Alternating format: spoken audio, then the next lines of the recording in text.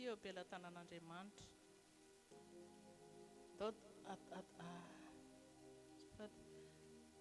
Ndao hanao fisoran'Andriamanitra tsika ny amin'izao famondraman'Andriamanitra ny diatsika tonga soamatsara eto dia hoentsika ambavaka koa ny dian'ireo rehetrarehetra matsara eto. Angataka fifonana amin'Andriamanitra ny amin'ny zavatra rehetra izay nataontsika, mety hoe tsy mifanaraka tamin'ny sitrapony.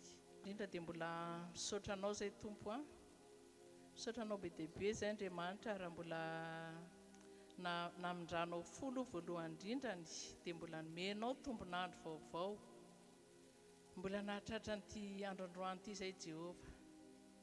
Tena hoe famindram-potokozonay lazay fisaorana be dia be natolotra satria maro be dia be tompo ny olona mba nanana fikasana, be dia be ny olona mbola te hiaina sy te ho ela velona ohatran'izao. Maro nanana programa teo amin'ny fiainany fa tsy voatery tsy eo ary ny etaeta fa izay rehetra namindranao fo ihany Andriamanitra. Ka dia izay zany anisan'ilay olona mbola nahazo famindram-poka dia mahakasitraka tena mahakasitraka ny ala tany anatin'ny tokantranonay tsiraray avy teny am-pandehanana, teny an-dalana rehetrarehetra teny dia teo ny fiarovanao dada dia tonga soamatsara eto izay. Dia mahatsiaro ambavaka koa izay ho an'ireo namanay izay rehetra manam-pikasana, mananeritreritra mba ho avy eto amin'ity toerana ity hoentinay ambavaka izy ireny tompo mba ho feno fiarovanao hiala daholo ninona programan'ilay ratsy, ninona teti-dratsy ny satana sy ny devoly hanakatsaka anazy ireny tsy ho tonga eto. Dia didinay izany amin'ny anaranao Jesosy Kristy tsy ambinina amin'ny diany tsiraray avy fa mba ho tonga soamatsara eto daholo izay rehetra manana fandriana sy etaeta fikasana no avy eto. Fa raha misy kosa tompo hoentinay ambavaka izay rehetra Andriamanitra manana fikasana, mety hoe misy programa hafa ho ataon'izy ireo any dia mivavaka sandratra eto anatrehanao mba tena hoe entinay ambavaka izy ireo tompo hiala aloha voalohany indrindra fanamelohan-tena Jesosy tsisy efa zavatra efa nidepaseny lavitra izany hoe fanamelohan-tena ary izay koa tompo tena hiala mihitsy andeha lavitra, hiala lavitra amin'ny fahazarana, tsy ho fahazarana mihitsy mifiarahanay aminao Andriamanitra amin'ny zavatra rehetrarehetra. Tsy hoe efa mahazatra mandeha makany am-piangonana, tsy hoe efa mahazatra ny ohatran'izao, fa tena andeha fotsiny izay tompo andeharaka ny fitarian'ny fanahy masina amin'ny zavatra rehetra izay ataonay.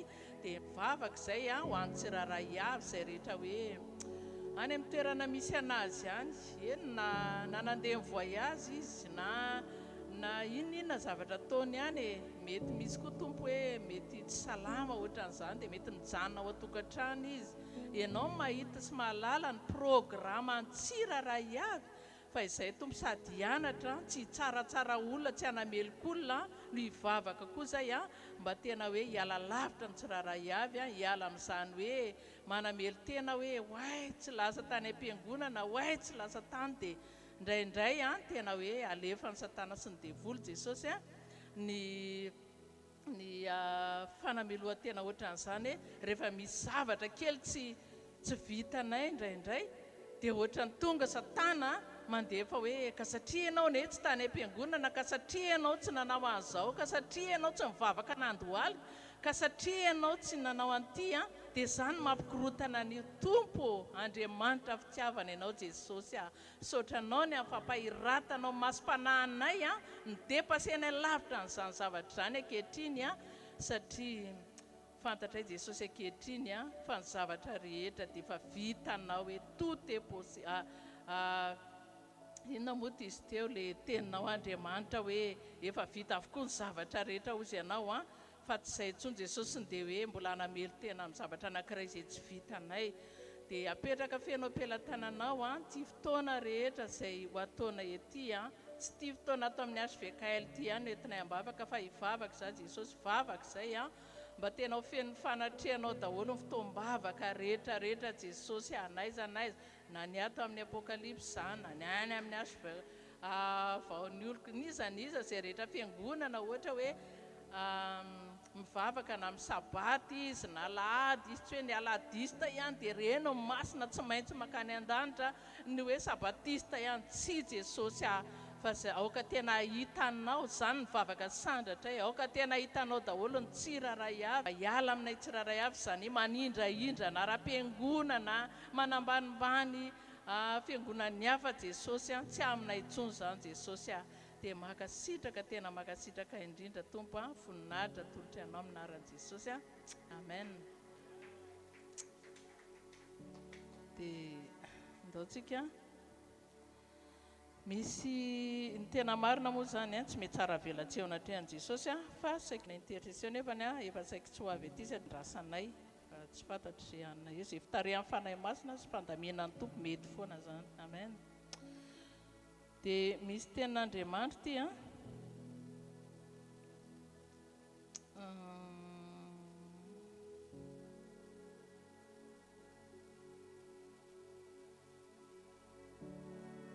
ato amin'ny Jaune 4:24 pacte zao aminaran'i Jesosy Andriamanitra dia fanao izy ary izay mivavaka amin'izay mivavaka aminy dia tsy maintsy mivavaka amin'ny fanahy sy ny fahamarinana.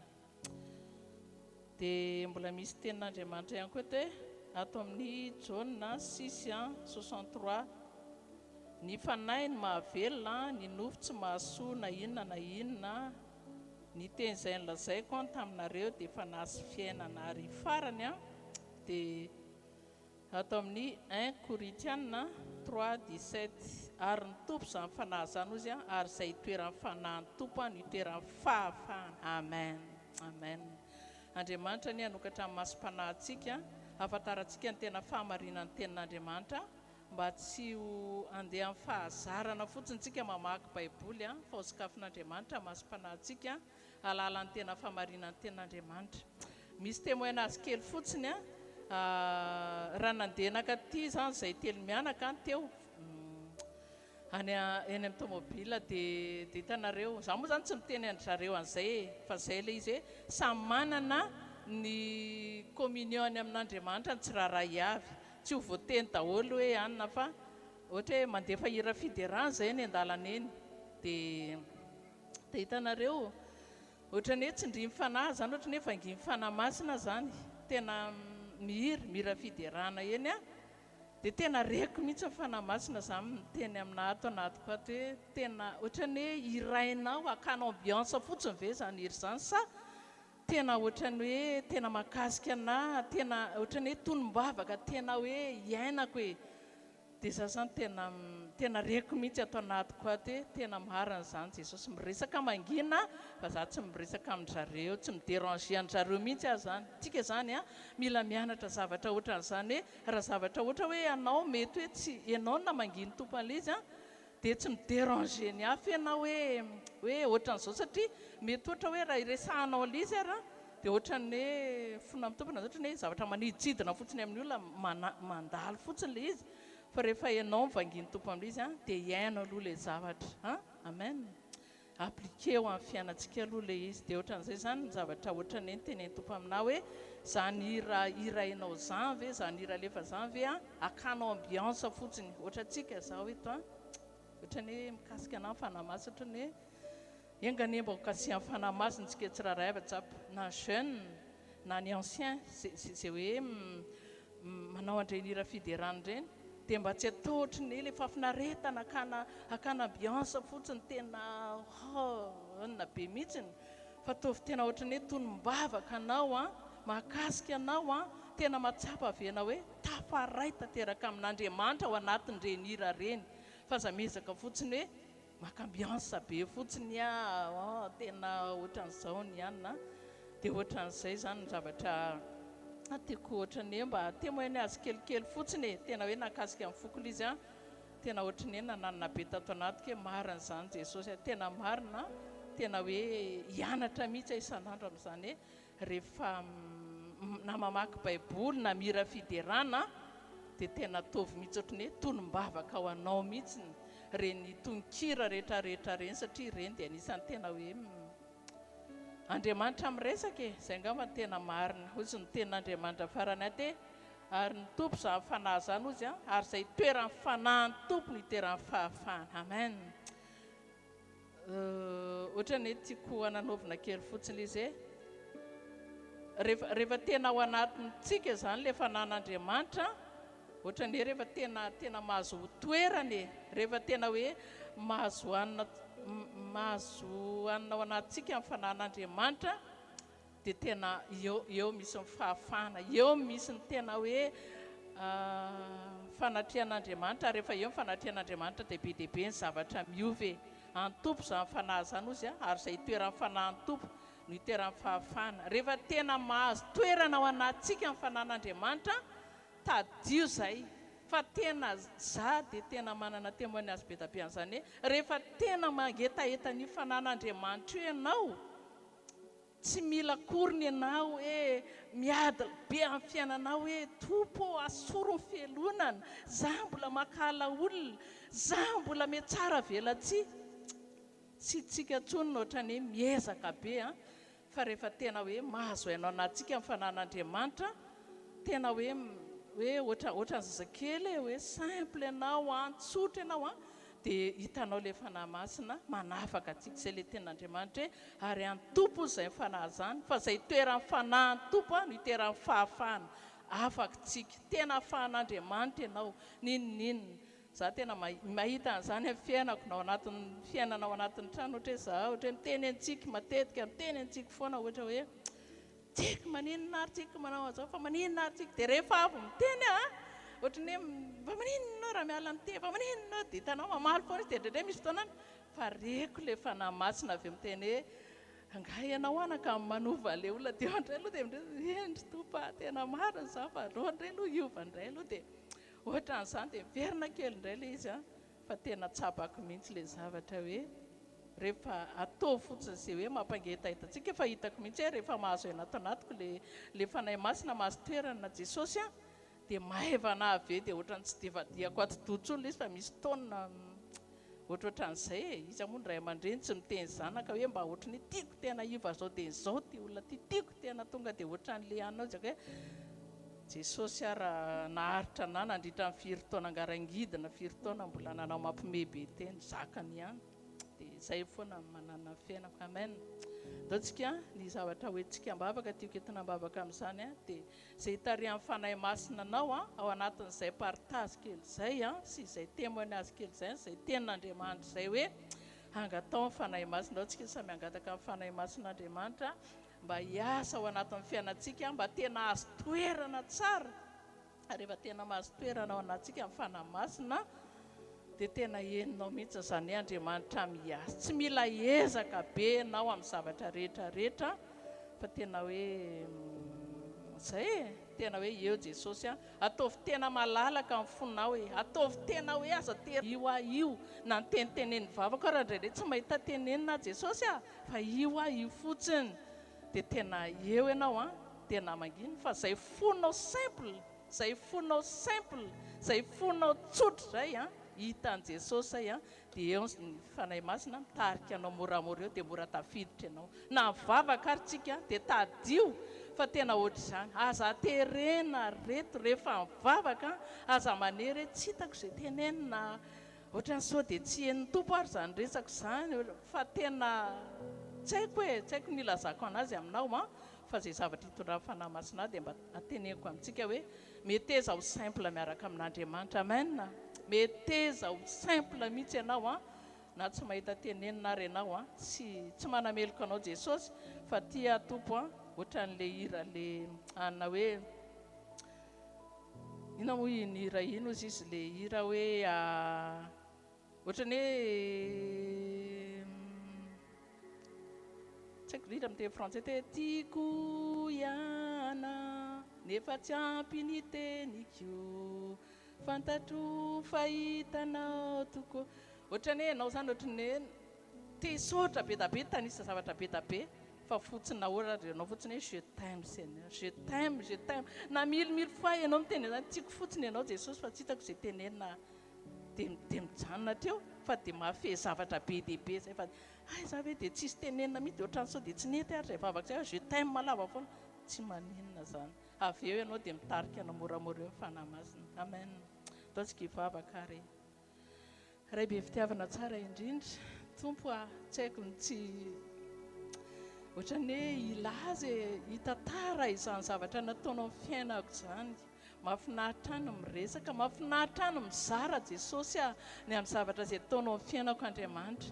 Ary ohatra ny hoe tsy haiko ny azona n'izany fotsiny, ohatra ny hoe tsy ho resahako mba ho tantaraiko, zaraiko amin'ny mpino miaraka aminahy Jesosy malala, satria fantatr'Andriamanitra fa tena hoe ianao dia ohatran'izany mihitsy ny fiasanao Jesosy, hoe ianao tena tsy tianao mihitsy izany zay ohatra ny hoe miaraka amina hoe micompliqué zavatra tra miasa amin'ny fiainanay, tianao izany mahatonga anao Jesosy le niteny hoe raha tsy miverina ohatran'izaza ianareo dia tsy mba hiditry ny fanjakan'Andriamanitra. Esory aminay Jesosy satria ny fiainana ara-pan'Andriamanitra ny fanjakany lanitra tsy ohatran'ny fanjakany izao tontolo izao ity ka hoe mila manam-pahaizana be, mila nandrato fianarana, mila manana titre be.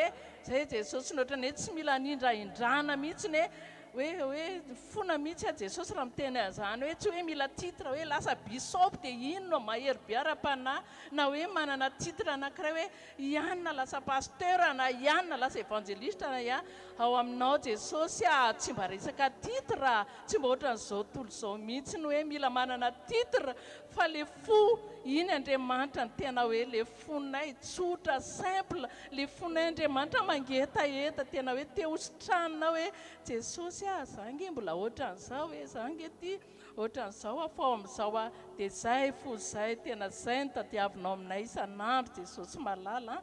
Dia tiako Andriamanitra mba iainanay tsiraray avy isan'andro, mba hiala aminay tsiraray koa Tompo le fanamelohan-tena, satria izany nanandevozany devolanay hatramin'izay firitaona zay Jesosy hoe rehefa misy zavatra kely tsy vita ohatran'izany na fiangonana ny iainanay taloha raha dia mandeha ohatran'ny hoe par étape ny fiainana Jesosy, hoe taloha zay Jesosy tena toriana izany hoe rehefa tsy navita asa ohatran'izao, rehefa tsy nanao an'ity nareo dia aiza moa ny fiainanareo no andehako, aiza moa na izay ao anatin'ny tokantranonareo hoe Jesosy dia matetika mifampitsaratsara ohatrany hoe aiza ny fiainanao tsy korotana anao raha tsy mahavita an'ity Jesosy eo tena mamitrafo.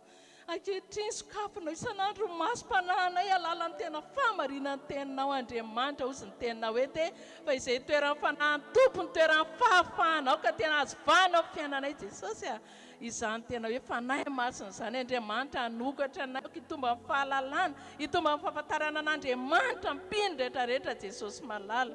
Izany no tena angatanay Andriamanitra mba tena hitombo amin'izany, satria izany mahatonga anao Jesosy miteny hoe raha tsy miverina ohatran'ny zaza ianareo, tsy hiditry ny fanjakan'Andriamanitra, mila tena ohatran'ny zazakely mihitsy, mila ohatran'ireny le badibady kely, mila ohatran'ireny heveriny io le tia ngamba ohatran'ny kidaladala kely.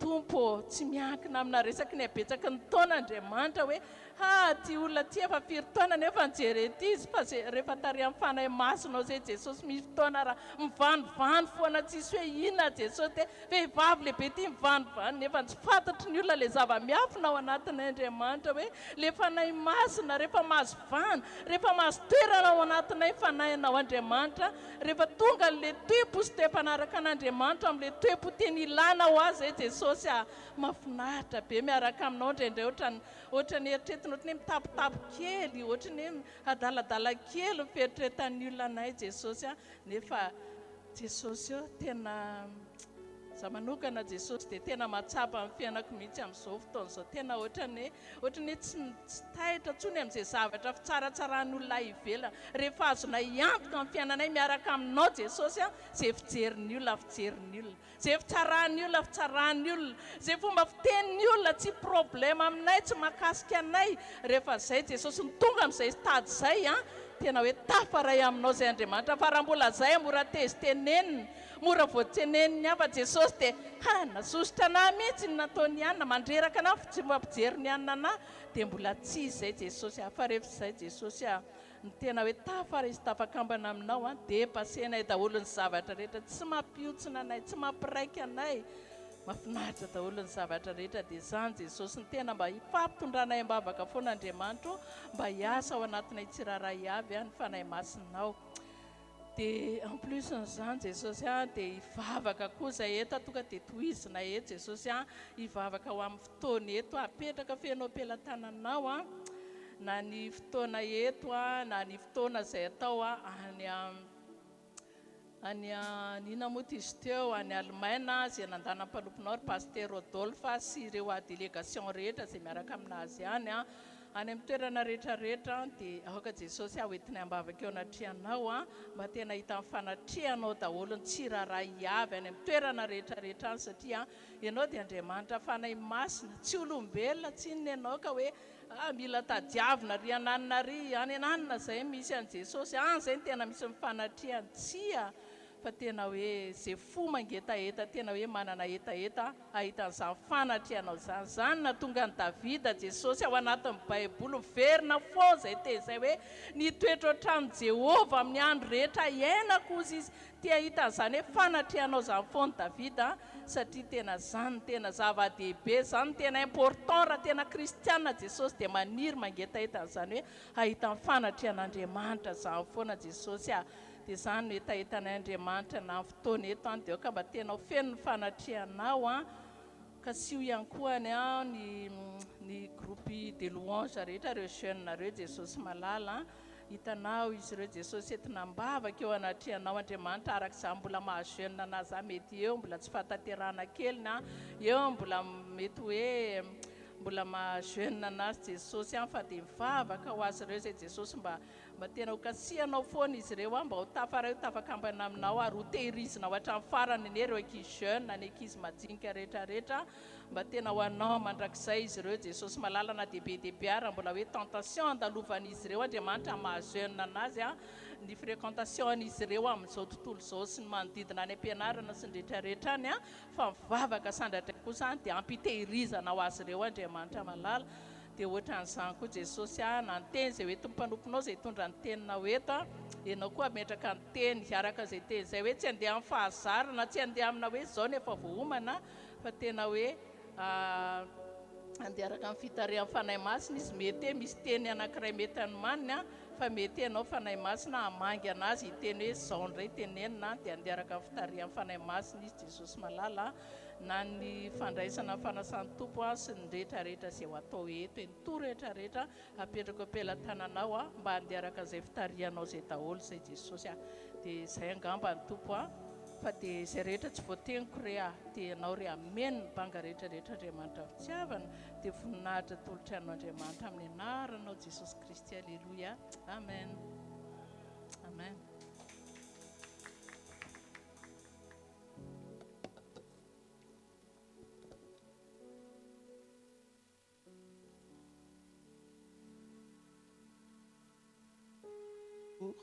On va encore continuer à louer Dieu et l'adorer tous ensemble.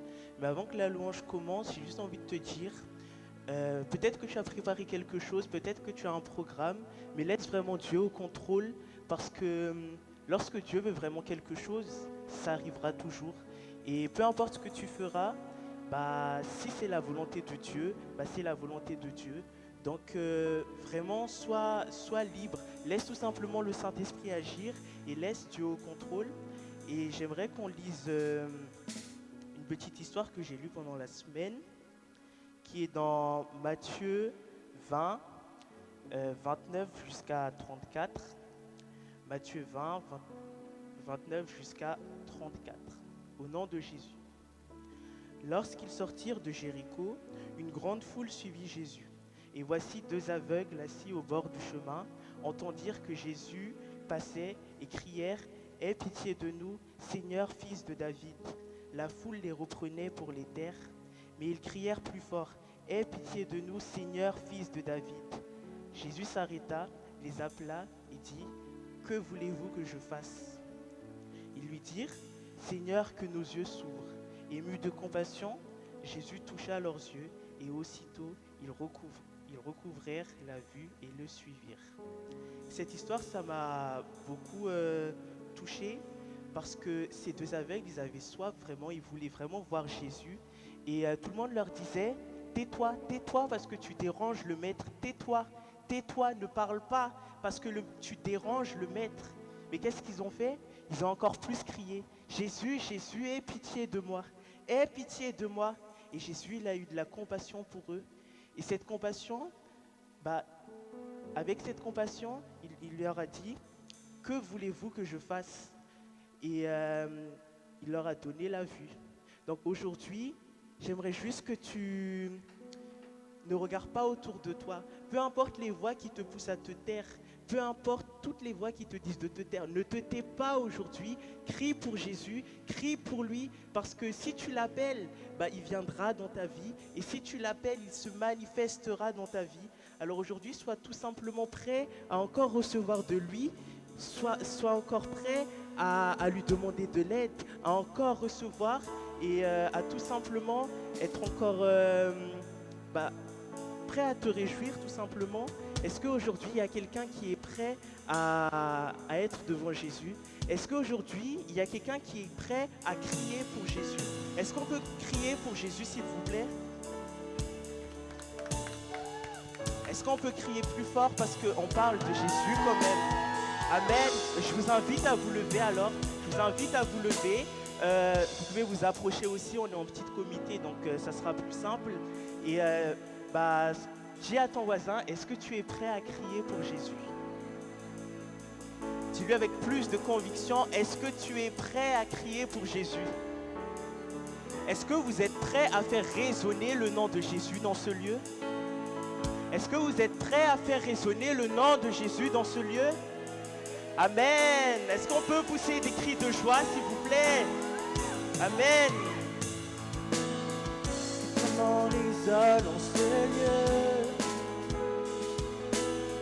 Que ton nom résonne en ce lieu.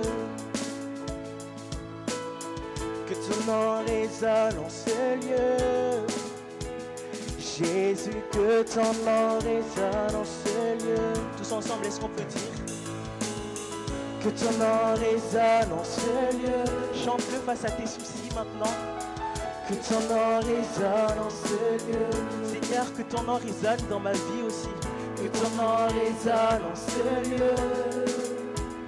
Jésus, que ton nom résonne en ce lieu.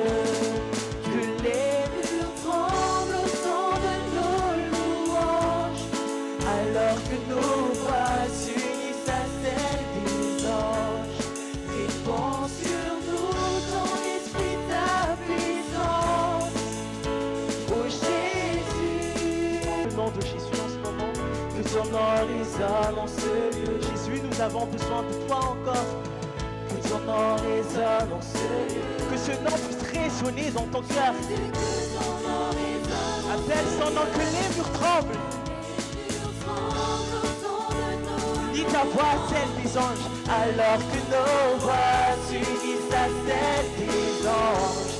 Répands sur nous ton esprit, ta puissance. Oh Jésus, que ton nom résonne encore. Que ton nom résonne en ce lieu. Dis-le. Que ton nom résonne en ce lieu. Dis-le encore avec conviction. Que ton nom résonne en ce lieu. Jésus, que ton nom résonne en ce lieu. Que les murs tremblent. Que les murs tremblent au son de nos louanges. C'est pas les murs qu'il y a dans ta vie en ce moment, mais tout va s'effondrer au nom de Jésus.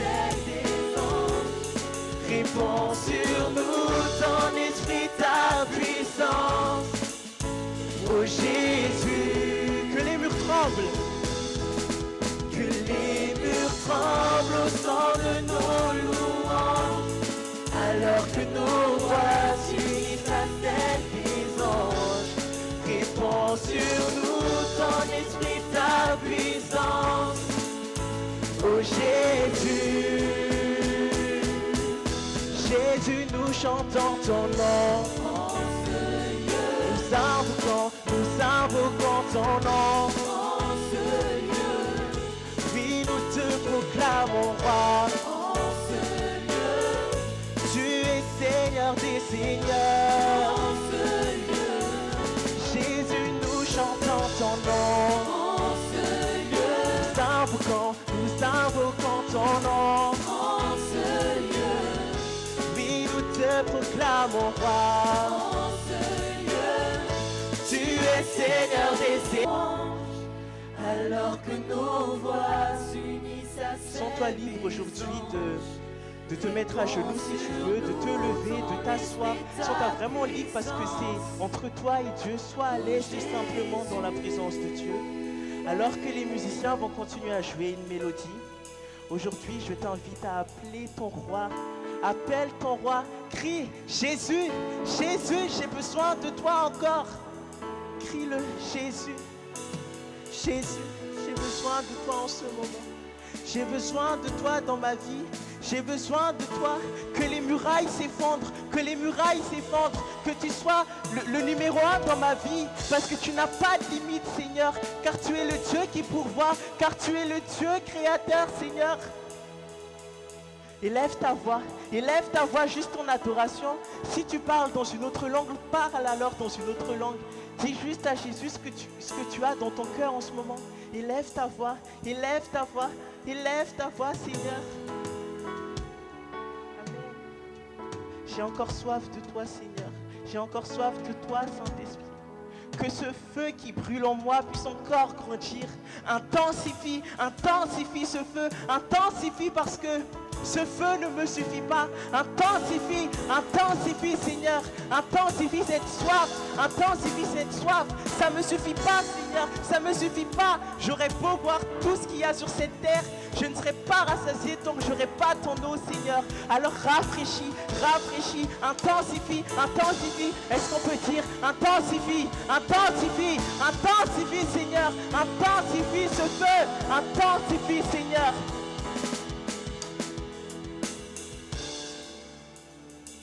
Amen. Seigneur, vraiment, merci pour ce que tu fais dans nos vies. Merci encore, Saint-Esprit. Merci parce que tu es le Dieu qui est le même hier, aujourd'hui et éternellement, Seigneur. Merci, Seigneur, pour cet amour que tu as encore envers nous. Merci, Seigneur, pour cet amour. Que ferais-je sans toi? Qui serais-je sans toi, Seigneur? Ma raison de vivre, ma raison d'exister, c'est tellement toi, Seigneur. Est-ce qu'on peut dire, Seigneur, je suis à toi? Je suis à toi, Seigneur. Peu importe les défis de la vie, je serai pour toi. Je serai pour toi, Seigneur. Si le monde est contre moi, alors moi, je serai pour toi. Même si tout le monde me renie, je serai pour toi, Seigneur. Je serai pour toi parce que quel serait mon but si tu ne serais pas là? Quelle serait ma raison de vivre, Seigneur? Quelle serait ma raison de vivre? Fais ta déclaration à Jésus en ce moment. Fais ta déclaration et dis-lui, Seigneur, que ferais-je sans toi? Qui serais-je sans toi? Mon identité, c'est toi, Seigneur. Ma raison de vivre, c'est toi. Et peu importe les défis de la vie, près de toi, je ne craindrai pas. Près de toi, je ne craindrai pas parce que tu es mon berger, Seigneur. Parce que tu es mon berger. Quand je me lève avec ta gloire. Je marcherai où tu me conduiras, Seigneur. Je marcherai où tu me conduiras seulement, où tu me conduiras seulement. Parce que sans toi, je ne suis rien.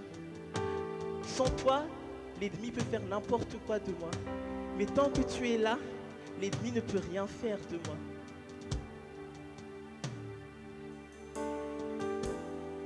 Peu importe les défis, Seigneur. Au matin, je vois ta bonté. Chaque jour, je te bénirai.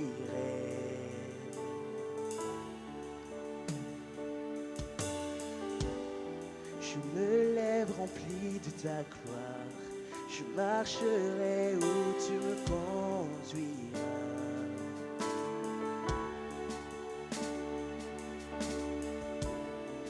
Accomplir ta volonté. Ton chemin est celui que je suivrai.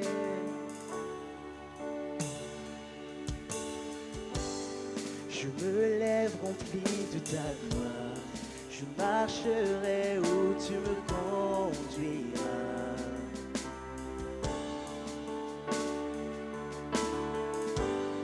Accomplir ta volonté. Ton chemin est celui que je suivrai. Oui, Seigneur, ton chemin est celui que je suivrai. Tu es le bon chemin pour moi. Et c'est pour ça que je te suivrai, Seigneur. Je te suivrai. Alors que le Saint-Esprit prend la place en ce moment, ouvre vraiment ton cœur, que les paroles ne soient pas simplement un chant, que ce ne soit pas simplement un chant, mais que ce soit des paroles qui éclairent, qui veulent dire quelque chose. Parce que tout le monde peut chanter, mais ça sert à quoi si tout le monde peut chanter? Dieu cherche des adorateurs en esprit et en vérité. Est-ce que tu veux être un adorateur en ce moment en esprit et en vérité? Dieu cherche ton cœur, Dieu cherche ton cœur, Dieu cherche ton cœur. Et aujourd'hui, il va se manifester en ce lieu aujourd'hui, parce qu'il est le Dieu Tout-Puissant, il est le Dieu Yahweh. Yahweh, celui qui est, il est Rapha, celui qui guérit, il est Elohim, le Créateur, il est Shaddai, le Dieu Tout-Puissant, il est Jireh, celui qui pourvoit, il est Adonai, le Seigneur des Seigneurs. Je ne sais pas de quoi tu as besoin dans ta vie, je ne sais pas de quoi tu as besoin dans ta vie, mais si tu as besoin de quelqu'un dans ta vie, il y a Yahweh qui est là, il est celui qui est et qui était. Si aujourd'hui, tu es touché par la maladie, appelle Rapha, car aucune maladie ne lui est inconnue. Si tu es subjugué par la création, c'est l'origine de Elohim. C'est celui qui crée. Il est le Dieu créateur. Si tu vois de quoi notre Dieu est capable, si tu vois sa puissance, waouh, ça c'est Shaddai, c'est le Dieu tout-puissant. Et si tu as besoin de quelqu'un qui pourvoit dans ta vie, alors là, appelle Jireh, parce qu'il revêt même l'herbe des champs et même les oiseaux du ciel. Et si tu cherches le roi des rois, le seigneur des seigneurs, c'est Adonai. Si tu penses que dans ta vie, tu es inférieur à tout le monde, alors là, tu te trompes. L'Éternel des armées est à tes côtés. Celui qui combat tous tes combats est à tes côtés. Il est le roi des rois, il est le Seigneur des seigneurs. Il est le chemin, la vérité et la vie. Et personne ne vient à lui que par Jésus. Amen. Amen. Alors élève son nom en ce moment. Élève son nom. Appelle-le. Parce qu'il se manifeste. Il se manifeste en ce moment. Il se manifeste. Appelle Yahweh. Yahweh, Rapha, Elohim, Shaddai, Jireh, Adonai se manifestera. En ce moment, Yahweh se manifeste déjà. Yahweh, Rapha, Elohim, Shaddai, Jireh, Adonai se manifestera. Ta gloire est tangible, Seigneur.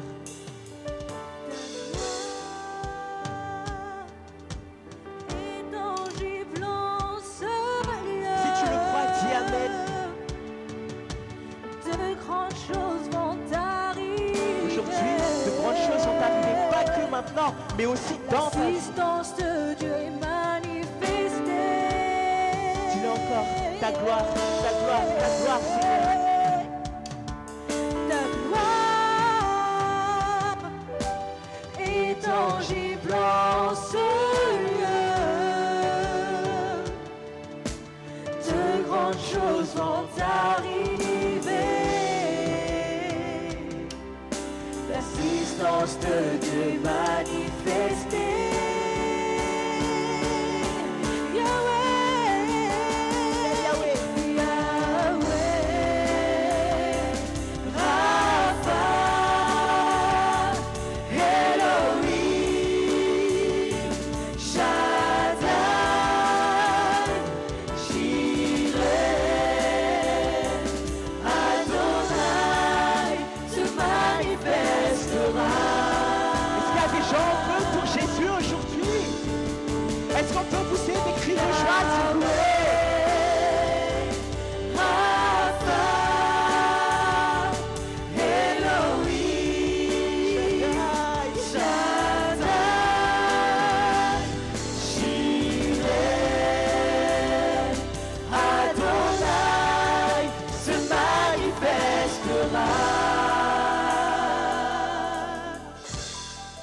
toi à lui maintenant.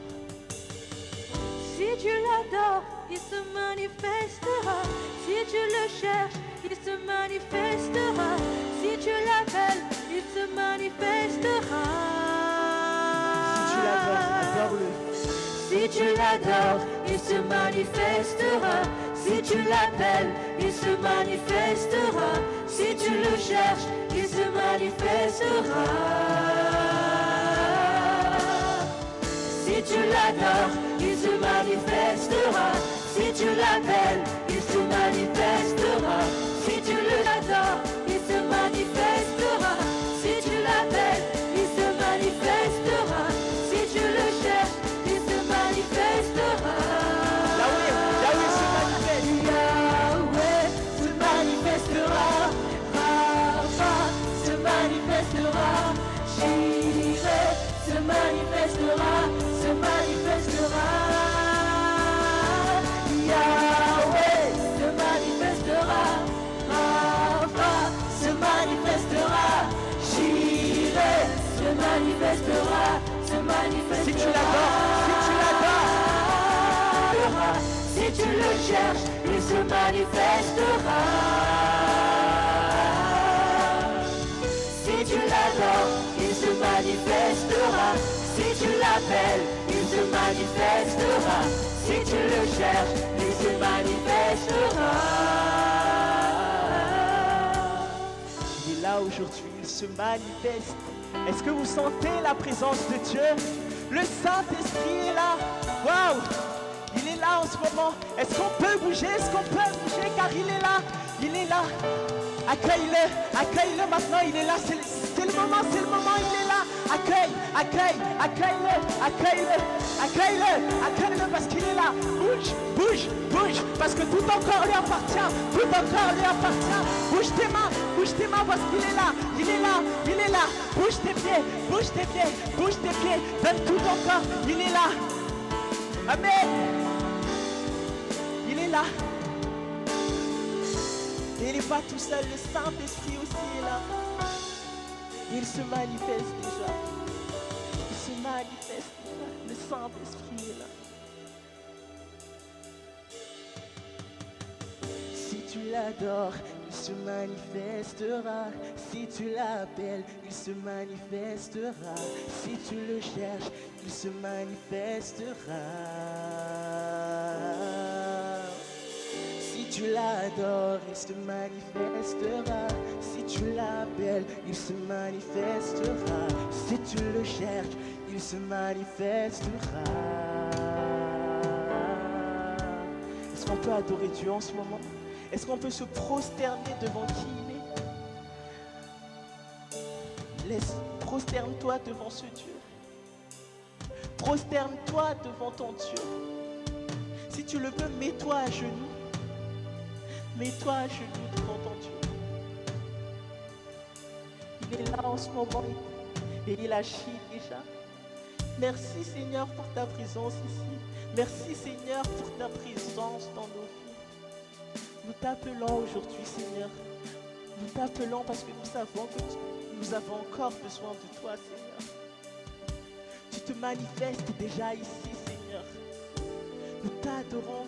Nous ne t'adorons pas pour les choses que tu fais, mais nous t'adorons pour qui tu es tout simplement. Tu es saint Seigneur. Tu es digne de louange, digne d'adoration. Tu es digne de louange. Ton nom est digne d'être loué. Ton nom est digne Seigneur. Sois sensible à la voix du Saint-Esprit en ce moment. Sois sensible à la voix du Saint-Esprit. Il est là. Il toque à ton cœur en ce moment. Il toque à ton cœur. Reçois-le parce qu'il est là. Le Saint-Esprit est là. Répète après moi. Saint-Esprit, je t'accueille dans mon cœur en ce moment. Sois au contrôle de mon cœur. Sois au contrôle de mes pensées. Fais que je sois sensible à ta voix, Saint-Esprit. Que tout de moi soit de toi. Que tout de moi soit de toi, Seigneur. Parce que je suis né. Sois glorifié, Seigneur.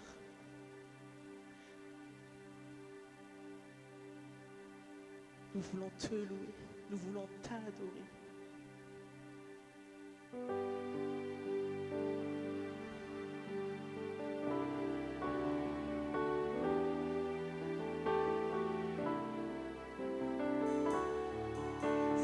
Tu m'as quitté, je suis là pour t'adorer à jamais.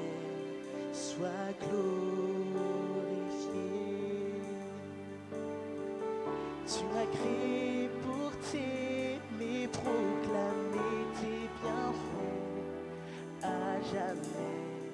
Sois glorifié. Est-ce qu'on peut répéter ça tous ensemble? Seigneur, tu m'as guidé, je suis là pour t'adorer à jamais. Sois glorifié. Jamais, sois glorifié. Tous ensemble, je m'abandonne à toi. Je m'abandonne devant ta majesté, Seigneur. Je me prosterne devant ta majesté. À tes pieds, je m'abandonne à toi. À jamais. Sois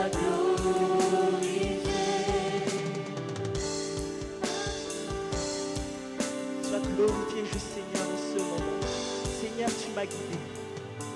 Seigneur, tu m'as guidé. Je suis là pour t'adorer à jamais. Mais proclamer tes bienfaits à jamais. Sois glorifié. Je m'abandonne à toi. Devant ta majesté, à tes pieds je m'abandonne à toi, à jamais sois glorifié, à jamais sois glorifié, à jamais sois glorifié. Dis-le encore, à jamais sois glorifié, à jamais.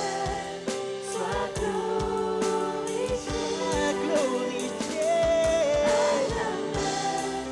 sois glorifié, sois élevé, à jamais, sois glorifié, c'est le vent, à jamais, sois glorifié, sois glorifié, à jamais, sois glorifié.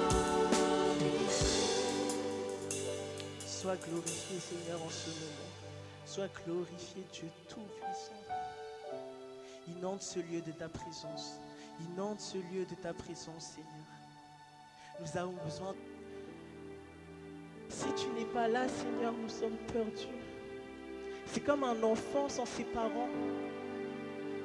Un enfant sans ses parents peut tomber dans tout et n'importe quoi. Mais parce qu'il y a cette protection des parents, on devient celui que les parents veulent que nous soyons. Alors Seigneur, on veut juste être celui que tu veux qu'on soit, mais on ne veut pas être du Saint-Esprit. Qu'un souffle nouveau vienne, qu'un vent nouveau vienne, que la pluie se déverse, inonde ce lieu, Seigneur.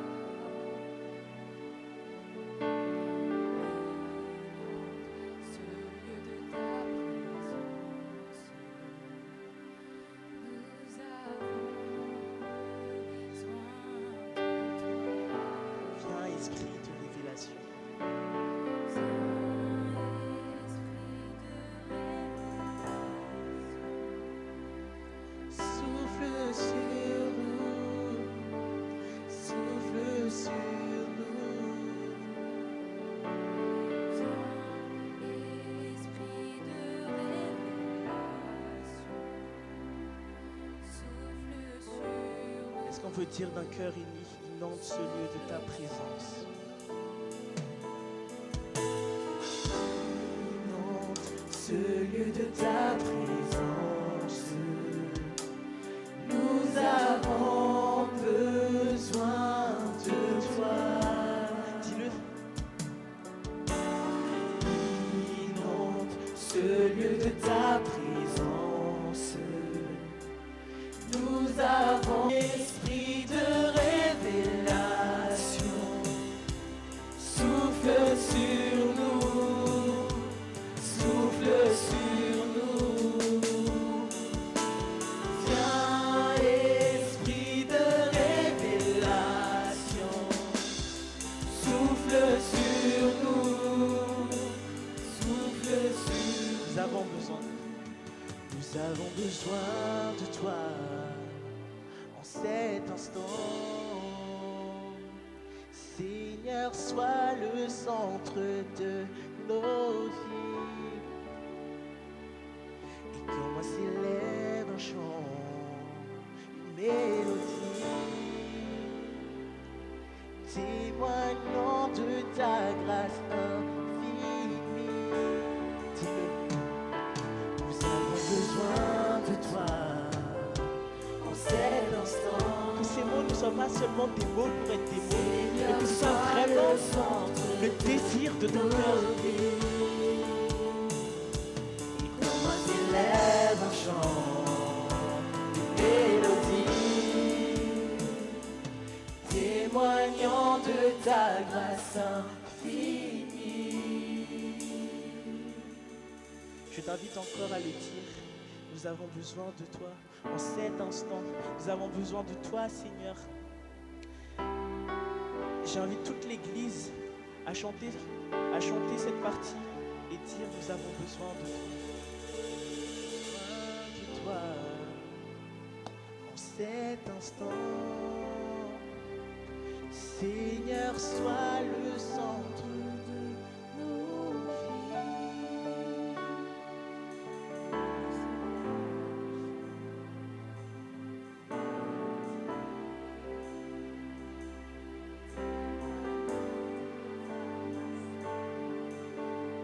Répète-le encore, Église.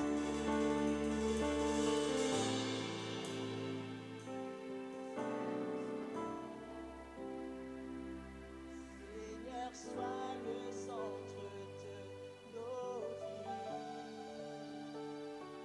Et comment s'élève un chant, une mélodie,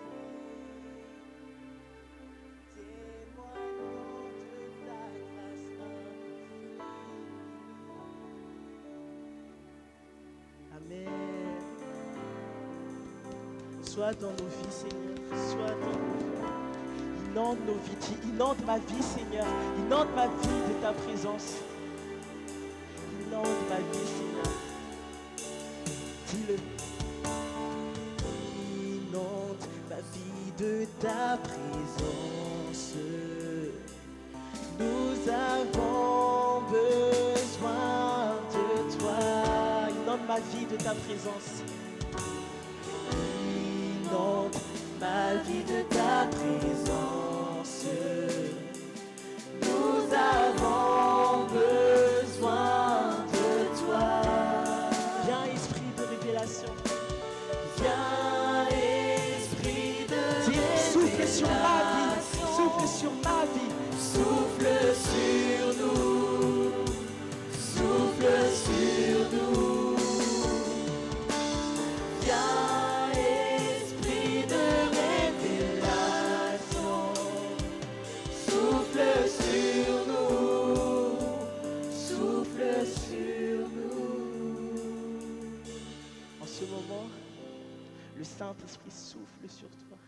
Le Saint-Esprit souffle sur toi. Rappelle-toi de toutes les promesses que Dieu a faites dans ta vie. Rappelle-toi de tout ce qu'il a fait de maintenant jusqu'à présent. Et dis-toi aussi que juste en ce moment, être debout, c'est déjà quelque chose, c'est déjà une promesse que Dieu a fait envers toi. Rappelle-toi que chaque jour n'est pas un acquis. Tu ne sais pas quand tu vas partir, tu ne sais pas ce qui peut t'arriver, même en sortant d'ici. Mais Dieu reste quand même fidèle à sa promesse. Il reste fidèle à sa promesse. Il est le Dieu d'Abraham, le Dieu des promesses, le Dieu des promesses, celui qui ne faillit pas, celui qui ne faillit pas. Et il est tout le temps là pour toi. Rappelle-toi de quand tu étais encore petit comme Joy et regarde où tu en es maintenant. Regarde ton évolution. Regarde ce que Dieu a fait depuis cette période jusqu'à maintenant. Tu as eu des études, tu as passé des diplômes, des examens peut-être. Tu as trouvé un mari, une femme. Tu as eu des enfants. Tu vis encore aujourd'hui, tu respires encore. Et tout ça, c'est parce qu'il tient ses promesses. Parce qu'il tient ses promesses.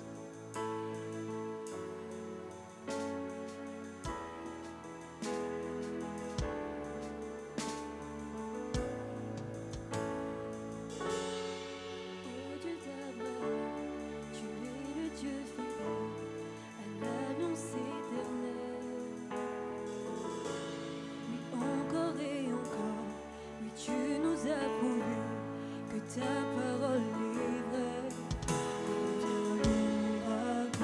Souffle les vents, je ne tremble pas. Maintenant je sais ce que tu promets, oui tu le feras. Un cœur. Tu es fidèle et bon pour moi.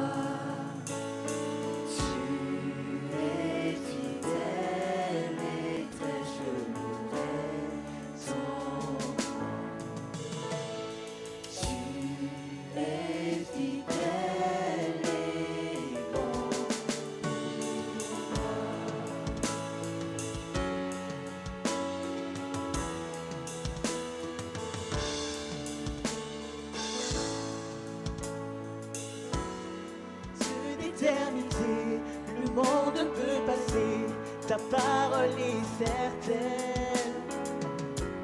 L'histoire en est témoin, tu tiens tout dans ta main, tu es fidèle et vrai. Quand vient l'ouragan et souffle les vents, je ne tremble pas. Maintenant je sais ce que tu promets, oui tu le fera. Tu es fidèle et bon pour moi. Tu es fidèle et bon pour moi. Oui, dans l'allégresse et dans la détresse, je louerai ton nom. Tu es fidèle et bon pour moi.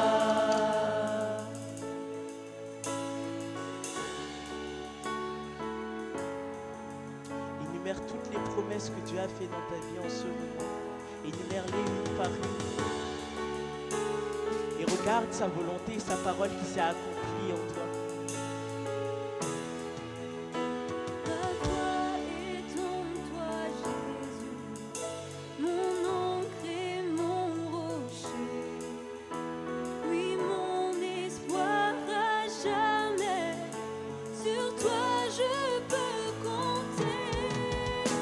Ma foi est en toi, Jésus, mon ancre et mon rocher. Oui, mon espoir à jamais, sur toi je peux compter. Ma foi est en toi, Jésus, mon ancre et mon rocher. Oui, mon espoir à jamais, sur toi je peux compter. Toi, Seigneur, je peux compter. Sur toi je peux compter. Tu es fidèle, Seigneur. Tu es fidèle et bon pour moi. Tu es fidèle et bon pour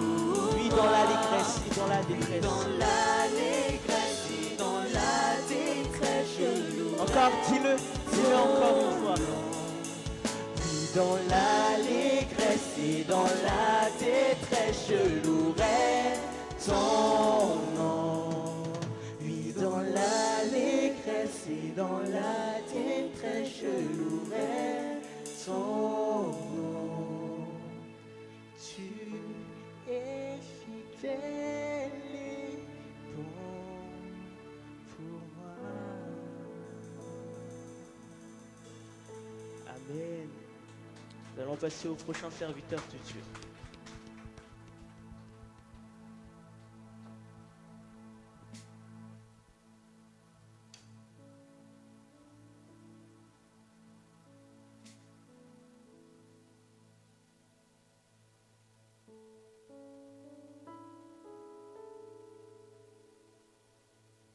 Alléluia, alléluia. Terena Jesosy a. Tatsika terana Jesosy foana. Andriamanitra no teny fa Andriamanitra zany tsy mba nisan'ilay olona hoe inona mety antony nahatongavantsika eto. Andriamanitra fa miteny foana fa tsy izy ny tadiavintsika. Tsika tsy jery olona fa tsika mitady an'Andriamanitra. Dia zavatra anankiray tena mahafaly dia zao hoe ao anatin'ny fotoana rehetra rehefa tonga ny fanatsan'Andriamanitra tsika dia misy ny présence an'Andriamanitra. Jesosy no teny fa raha misy roa na telo mivory amin'ny anarako izy dia hovoany. Dia ndao tena hoe ataova marina ao anatintsika izany teny izany. Hoe Jesosy raha misy roa na telo mivory amin'ny anaranao dia atao hovoany ianao. Manasanao za ndao tsika hivavaka, ndao tsika hitsangana dia hangataka ny tompontsika. Amin'izay hoe efa teto ny tompo fa tena ataovy tena resy lahatra ianao fa eto Jesosy. Raha eo amin'ny anaratra Kristy tomponay ianao no antonona eto ianao tokoa no tena anay fa raha misy roa tsaoviko na tomponay hitanay mety misy zavatra hoe tianay manokana io taona atrehanao. Misy koa tena tianao manokana ho tenenanay dia misaotra anao zay amin'ny fotoana androany ity fa hiteny aminay ianao temponomponao tsy mahasoa kely kanefa dia nofidianao androany tondra ny hafatra. Dia mametraka aminao Jesosy izay teny avy aminao ihany oaka ho ambarako eto. Ninina mety tsy avy aminao ninina mety hevitsy manokana ihany koa dia oka tsy hivoaka eto izany Jesosy fa izay tena avy aminao ihany. Avy aminao fany masina izany no oaka ho teny ho zaraiko eto androany dia misaotra ray amin'ny anaran'i Jesosy. Amen. Amen. Alléluia. Dia raina Jesosy tonga dia ny titre teneniko amintsika hoe ny asarobidy ny fitantanan'Andriamanitra sy ny fitondranantsika. Ny asarobidy ny fitantanan'Andriamanitra sy ny fitondranantsika. Raisitsika salamo tena mahampy be tsy haiko hoe tena mahampy be mety salamo rety fa ho zaraiko amintsika ilay izy androany dia teny anankiray tena napetraky ny tompo tatompoko nandritra n'izay ataoko hoe nanombola tena hoe niarahana tamin'i Jesosy izay dia nisan'ny salamo iray tena mahampy peu importe ny situation teo Andriamanitra na mora na ny sarotra teo Andriamanitra tsy nandao ary tsy niala mihitsy izy. Dia matoka fa ianao koa dia tahaka an'izay hoe mahatsapa n'izay eo aminao izay foana Andriamanitra. Ndao tsika araka maka ny salamo fa 3:20 ny andininy voalohany ka hatramin'ny fahaenina. Ny andininy voalohany ka hatramin'ny fahaenina. Salamo tena nahitana koa hoe raha nandalo an'izany Davida dia nahatsapa an'izany izy hoe teo foana koa Andriamanitra. Salamo fa 3:20 andininy voalohany ka hatramin'ny fahaenina amin'ny anaran'i Jesosy. Jehovah ny mpiandry ahy tsy hanan-java-mahory aho. Mampandry ahy izy amin'ny maitso izy. Mitondra ahy eo amoron'ny rano fialan-tsasatra izy. Mamelombela amin'ny fanahyko izy. Mitarika ahy amin'ny lalan'ny fahamarinana noho ny anarany izy. Eny na mandeha mamaky ny lohasaha ary koa fafatesana zaho dia tsy atahotra loza aho fa ianao no amiko. Mitsoraka azonao sy ny tenao ireo manafatahotra ahy. Mamelatra latabatra eo anoloko eo amason'ny fahavalika ianao. Manosotra diloilo-lohaka ianao, ny kapokako feno dia feno. Eny tokoa ny fahasoavana sy ny famondrapo no anaraka ahy amin'ny andro rehetra iainako. Dia hitoetra eo an-tranon'i Jehova andro lava aho. Amen. Amen. Eto amin'izao fiainan'izao ry havana dia tadio tsara fa sarobidy ny fahatrapana fa mandalo brisement ianao. Ny olona tsy tia brisement dia matahotra, tsy tia hita tanan'Andriamanitra. Ny tanan'Andriamanitra zany rehefa mandalo anaty sedrasika dia eo no ahitanao hoe miaraka aminao Andriamanitra. Fa raha ianao no mandalo sedra ka manomboka miala tsy ho avy eo amin'ny fanasian'Andriamanitra dia tadio tsara fa tsy hahita ny tanan'Andriamanitra felifelitsika. Dia tahaka an'izany eto amin'ity salamo ity Davida dia nahatrapan'izany. Nahatrapy Davida fa namandeha ao anaty aizina alikonga fatesana aza izy dia nahatoky izy fa ny tanan'Andriamanitra dia ho amin'ny mandrakariva. Ataovy manana fahatrapalontsika rehefa mandalo amin'izany hoe ninninona zavatra mety tsy maintsy lalovana dia mahatoky Andriamanitra fa eo ianao. Eo ianao. Tadio tsara fa Jesosy azy, lasy Jesosy nandalo desera, nakany amin'ny desera izy aloha. Ary nandalo tany amin'ny desera dia hitokana hivavaka. Kanefa na dia tany azy izy dia tadio tsara fa tonga Satana nakafana azy tany. Dia jerevitsika tsara, rehefa tonga nakafana azy tany Satana dia Satana mahalala tenin'Andriamanitra. Fantatsika izao. Satana mahalala tenin'Andriamanitra. Fa tenin'Andriamanitra nampiasain'ny Satana hakanafana an' Jesosy. Kanefa Jesosy namaly azy tsara mihitsy hoe fa voasoratra hoe. Ka rehefa mandalo tsika ao anatin'izany ady izany dia tia hampahirintsika ry havana manana fahatokina fa Andriamanitra tsy andahoanao izany.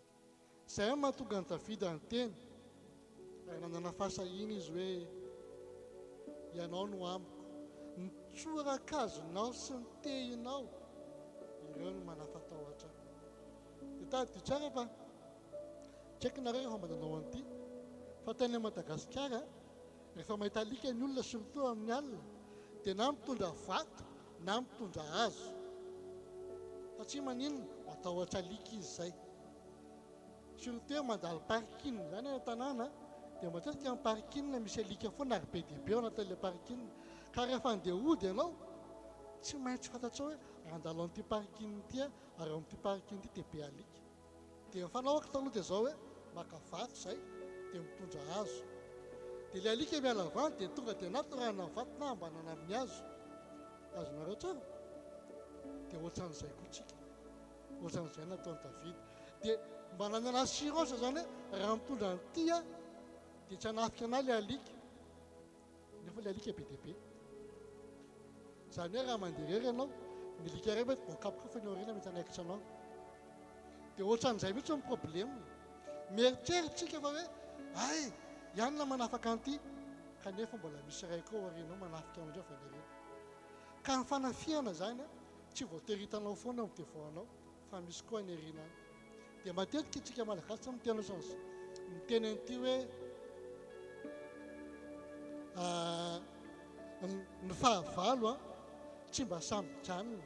Ny olona mpanaratra atsika mpanendrika atsika tsy mba sahifanatrika amintsika ohatran'izao fa avy any aoriana, manendrika avy any aoriana foana. Dia tsika miteny hoe mpanendrika any aoriana foana.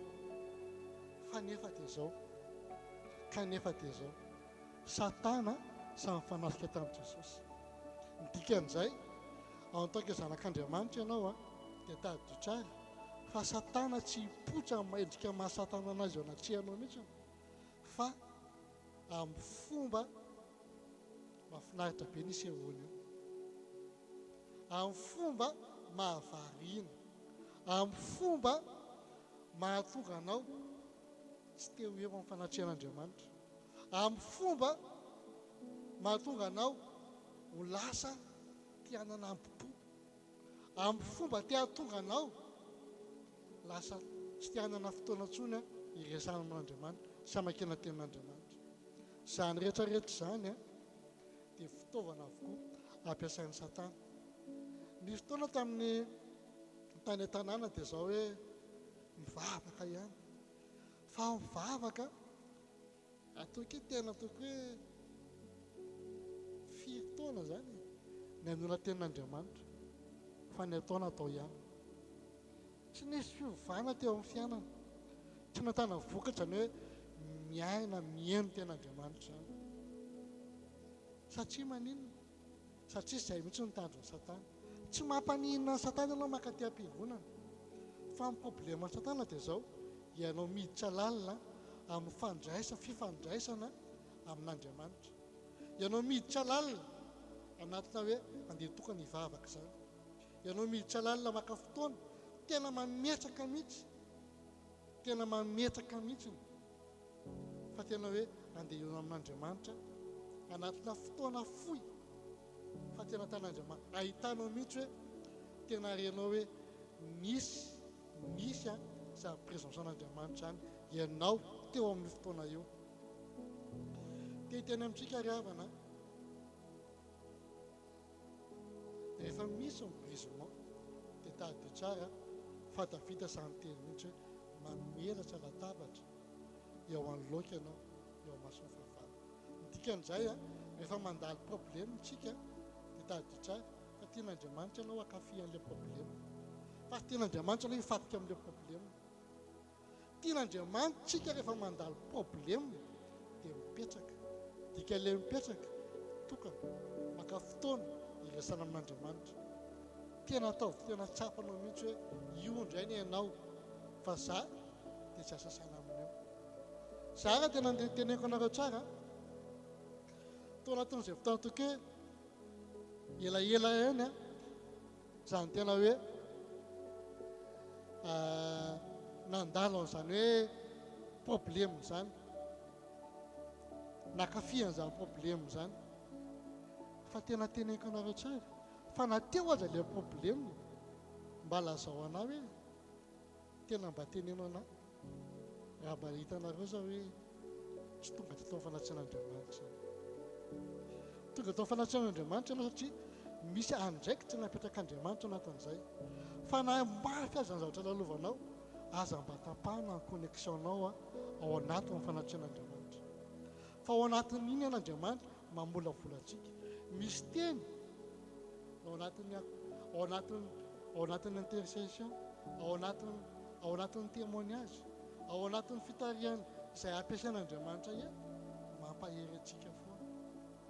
Tsy voatery tsika hiakatraka ty aloha daholo, fa ianao mipetraka eo dia tena mametraka amin'Andriamanitra hoe Dada, anao ty problème koa fa ianao no miady ho ahy, dia raiso anao ilay izy. Fa tena teneniko anareo tsara fa tao anatin'izay fotoana rehetrarehetra izay Andriamanitra tena manokatra lalana izay tsy takatry ny saina mihitsy. Andriamanitra manokatra lalana tsy eritreretanao fa hitondranao anatina fiadanana. Ka na problème ianao mety an'izao problème fa Andriamanitra fa mahita azy ny solution an'io raha mametraka ianao an'izay mametraka ianao an'izay sedra izay eo ampelantanan'Andriamanitra. Dia tadidio tsara fa ny fananantsika n'izay hoe fametrahantsika n'izay hoe fisedrana izay dia tadidio tsara fa ao anatin'izay Andriamanitra manamboatra tsika mba hahatsapahano tanteraka fa hoe Andriamanitra miaraka aminao, Andriamanitra momba anao. Nisy problema na dia zao hoe Jesosy ny teneny ty hoe zay manendrika aho izy tsy maintsy hanendrika anareo koa. Izy amin'ny manendrika atsika. Misy fotoana tsika andihan'olona, misy fotoana tsika misy olona mety manaratsy atsika, misy fotoana tsika ataon'olona tsinitsinina mihitsy, misy fotoana tsika mety tena misy mankalatsotso fotsiny, misy fotoana ny fialonana mahatonga anao tsy te ho avy, tsy te hanao azan'Andriamanitra. Fa nisy fotoana ireny rehetrarehetra ireny anambaran'Andriamanitra atsika ihany koa. Zao ny tenen'i Jesosy raha mitandrina ny teny kosa izy dia mitandrina anareo koa. Ao amin'ny Jean 15:20. Raha manendrika izy dia manendrika anareo koa. Ny dikan'izany nandalo problème Jesosy ane, nandalo fanendreny Jesosy miaraisy latra amin'izany tsika, fa nandalo problème Jesosy. Mpianatra ny apôstôly izay vidin'i Jesosy, nanaratsy anazy, nanendrika anazy, namadika anazy. Apôstôly vidin'i Jesosy ihany no namadika anazy. Ka aza gaga tsika raha misy olona eo akaikitsika eo, mpiara-miasa, mpiara-mianatra, fianakaviana, namana akaiky, lasa mivadika ho azy tsotso. Tsy hita hoe nisy inona sa naninona, fa inona ny zavatra nisy, dia manontany tena ianao hoe fa inona ny natao. Niatra tampoka izany, niatra tampoka izany. Tena hoe tsy hitako hoe inona ny zavatra natao, fa dia tena hoe fankalana tsotso fotsiny, fanendriana tsotso fotsiny, fanaratsiana tsotso fotsiny. Kanefa tsy fantatrao koa hoe fa inona ary ny nataoko. Dia namantany ny tompo, raha toy ny tompo hoe ianao angina, aoka izany ady ho anao. Ka raha mandalo ady ianao dia te hampahery anao za ampiatrao amin'Andriamanitra ilay izy. Matokia fa Andriamanitra tsy mandao anao zany. Ataovy tena tsapanao isan'andro isan'andro, fa ny tsorakazony dia eo aminao foana isan'andro isan'andro. Za raha vao miarana, raha mbola afaka mitsara ny tongotra io, dia mivavaka tonafiko dia zao hoe Jesosy tsy maintsy andeha aliko ny fahafatesana androandro ay, fa za kosa dia matoky fa ny tsorakazonao dia ho amiko mandrakariva ihany koa. Fa za dia matoky fa tsy mba hamela hery ianao anatin'izay lalovako indray andro any. Fa za dia matoky fa ianao manapatahotra. Tena teneko anao rehetra kanefa natany ampiasana, natao tao anatin'ny fotoana ivon'ny fianakaviana, fotoana ivon'ny tena hoe raita-po, dia be mpanendrika, be mpanaratsy. Fa zao ny tady tsara, fa zay varavarana idiranao ihany dia izy ireny tena miteny aminareo amin'ny anaran'i Jesosy fa volombelona zany tena akaiky be ana raita-po tamin'ny dadanay na naratsy be mihitsy.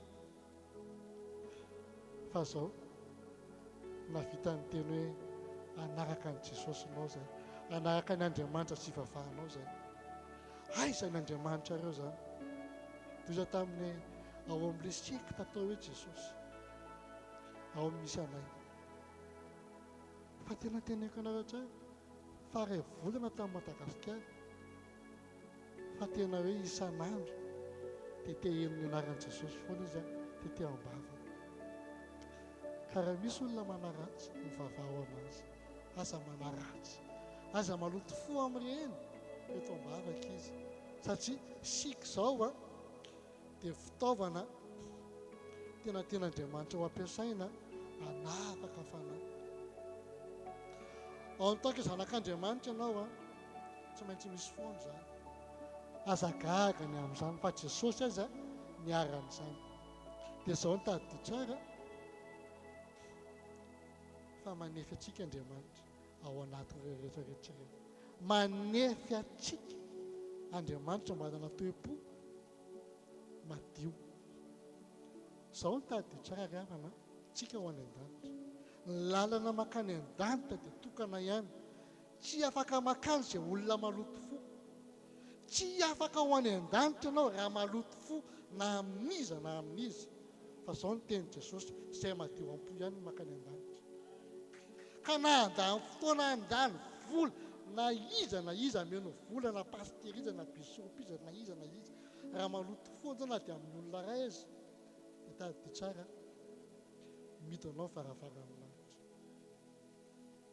Adama anie tsy naloto fo tamin'izy fa ny dian'Andriamanitra tamin'ny mivaravarany edena dia mivoaka.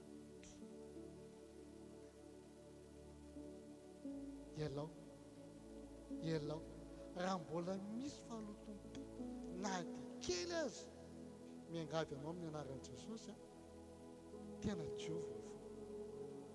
Ny ampo-po efa teny Jesosy, tsy mba hoaniko zany. Ny ampo-po tsy mba hitan'ny fara-po, tsy mba hitan'izany tsika, tsy mba hoany an-danitra. Ny olona mpiatsara velatria, ny olona be ampo dia vakeo ny Galatiana 5 manomboka ny 5:1-4 ka hatramin'ny 7:10. Havoambaro zao ka miangavy atsika ravana te ho any an-danitra tsika, efa akaiky ny fiverenan'i Jesosy. Raha mbola misy fahaloto aza mba mijery an'izany hoe zao no nataony anahy Jesosy mangataka aminao zany. Fa Jesosy tsy mba nanaratsy ny olona izay nanindrona ny lany voly, ary Jesosy tsy mba nanaratsy any Jodasy. Jesosy tsy mba nanambany amin'ny Petera, ary Jesosy tsy nanao tsinotsinona any Maria izay tratra vonjakatsaka. Na le fariseo niteniteny foana amin'ny Jesosy azy mba jereo ny baibolinareo hoe dia mba meo anarana misy verset hoe toko mahita ny anarako landro na nanozony Jesosy na nanaratsy Jesosy, tsisy an'izany aho. Ka iza ny tafontsika, iza nataontsika modely? Pasteur Rodolphe ve? Jesosy ho modelitsika, satria Jesosy avy any Nazareta no maty anao teo ambola azo fijaliana. Fitaovana ampiasain'Andriamanitra iny mpampan'Andriamanitra iny mba tena hampijoro antsika tsara ao amin'ny sitrapon'Andriamanitra. Izy no jerentsika dia jereo tsara ny modely arahany, jereo tsara hoe raha ohatran'izao izy madio am-po amin'ny olona rehetra na ampanendrika azy dia madio am-po foana izy, mivavaka izy, mangataka tena hoe mbola tsofirandro ery ny olona iny. Hitako reto zany miaraka amin'ny pastera foana isaky ny tonga aty izy, ary mahita an'izany na mivoaka na tsy mivoaka fa mijanona soa azy izay dia mahita an'izany hoe jere ty mesazy ty ozy izy, dia jerena anao vao niana fa mivavaka ao anazy. Mahita an'izany fa misy fanendrehana ao ambadika iny raha iny, nefa dia mbola mahavita mandoalika ho an'ilay olona, mivavaka ho an'ny mpanendrika anazy, satria izy amin'ny modelina Jesosy ny modelina. Dia andao koa tsika isika, andao koa tsika mba hanahaka an'izay Jesosy zay. Jesosy anie modelitsika, Jesosy anie mitarafintsika. Rehefa lasy pasteur Rodolphe fa tsika anie neto dia tsika hoe dia jereto aiza ianao? Jesosy ozy any, Jesosy eo akaikitsika, mifany masina mety akaikitsika foana, fa tsy pasteur Rodolphe fa tompoko. Fa fitaovana ampiasain'Andriamanitra izy mba tena hampijoro antsika tsiraray avy, tena hijoro marina amin'ny fahamarinana izany atao hoe fiarahana amin'ny Jesosy zany, fifandraisana amin'izany Jesosy zany. Tia teny aminao andro ny fotoany Job lehilahy marina, izay ny ten'Andriamanitra. Lehilahy marina Job ozy izy rehefa tonga tao Satana mba niteny tamin'Andriamanitra hoe mba niteny nanontanian'Andriamanitra Satana, inona navalin'ny Satana taminy? Eny fantatro izy fa tena marina Job, fa haiko mahatonga ny Job marina, satria izao manan-karena be izy, nomena azy daholo zao rehetrarehetra izao, fa zao izy izy. Ino no tena azy mataminy? Fahamarinan'ny Job ozy izy tsy harena. ataovy izay tianao atao amin'ny job fa zao na zakasianao fotsiny miaina lary satana satria fantatry satana sady ny faiblessiny ao anatiny hoe inona fanamikika ny job nataony daholo sady natao tamin'ny arenany rehetrarehetra hatramin'ny zanany dia zao nitadio tsara fa nisy fotoany job nisy fotoany job tena hoe ao amin'ny job job toko voalohany andiny fahafalo amby folo job 1 18 19 job nangataka famelana tamin'ny zanany foana satria ny drama mpanao fety dia mifona foana job ho an'ireo zanan'ireo mifona foana job manao fanaritra foana job za tena mitenintsika tsara fa nisy fotoana secrétaire angamba zay tamin'izay fotoana zay teto France pasteur Adolphe tamin'izay dia nitokana izy dia zavatra nahavariana anahy tamin'izay voatolony tsiraray averiko voatolony tsiraray dia naratrika rehetrarehetra voatolony tsiraray dia naratrika rehetrarehetra tahaka ny nataony job ny fona izy tamin'izay nangataka fonana tamin'Andriamanitra fa nisy fotoana koa job nanao ohatran'izay tamin'ny zanany kanefa tsy nahasakany zany ny tsy nahafatany zanaka job ino tiako atao dia anatin'ilay izy na dia mifona ho antsika izy ary mpampan'Andriamanitra na hatramin'izao mbola mifona ho antsika izy dia tadio tsara isika ihany ny tafalatsaka anatin'ny ampo sy fiatsaram-belantsika sika ihany mamitaka ny tenantsika matetika fa zany tsy manakana anazy akory tsy fona ho antsika azonareo ve tia hiteny amintsika tia merina antsika androany tsy tian'Andriamanitra anao manarikeloka ka mametraka ny fanafahana eo ambany fahasoavana fotsiny Andriamanitra mamendra fo Andriamanitra be fitiavana Andriamanitra zao androy zay ny anaran'Andriamanitra aza mamita tena arety aza mamita tena ianao nge mamitaka ny tenanao mandoto ny tenanao isika ihany mamitaka atsika dia avao rehefa mitranga zay mitranga dia hoe Jesosy fa maninona misy an'izao ianao fa ianao ihany no mahatonga izy ianao ihany no mahatonga lizy hitranga satria malokatra varavarana ianao hidirana satana ampitsara n'ilay zavatra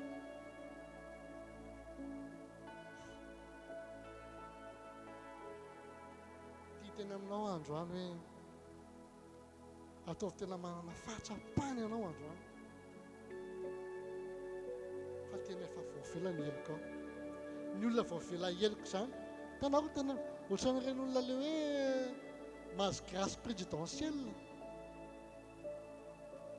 le olona efa nikadra 20 ans dia nahazo grâce présidentielle ohatran'ny tsisy tsony zany tamin'ny zavatra vitany fa vototra izy afaka mivoaka ny fonja izy dia ohatran'izay koa nataony Jesosy atsika efa afaka rehetritsika raha misy zavatra mety mahatehitra anao aza tazoma ela be ohatra ny ten'Andriamanitra hoe aza atao tratry ny masoandro miletika ozy izy dia zavatra mahatehitra anao dikan'izany atao zavatra mandalo le izy aza iny dia rapitra dia mbola misy dia rapitra mbola herinandro ray volana dia mbola tadina foana le zavatra n'izy raha ny sera atao vetivety adio zany ana tsy masakana atsika tsy ho tehitra fa natehitra atsika atao zavatra kely vetivety dia lasa atao ohatran'ny zavona ny zavona zany mandalo kely dia tsy tarafa tsisy zavona mijanona mandra-parivan'ny andro efa nataviana raha tsy hoe any amin'ny toerana ambony be ngamba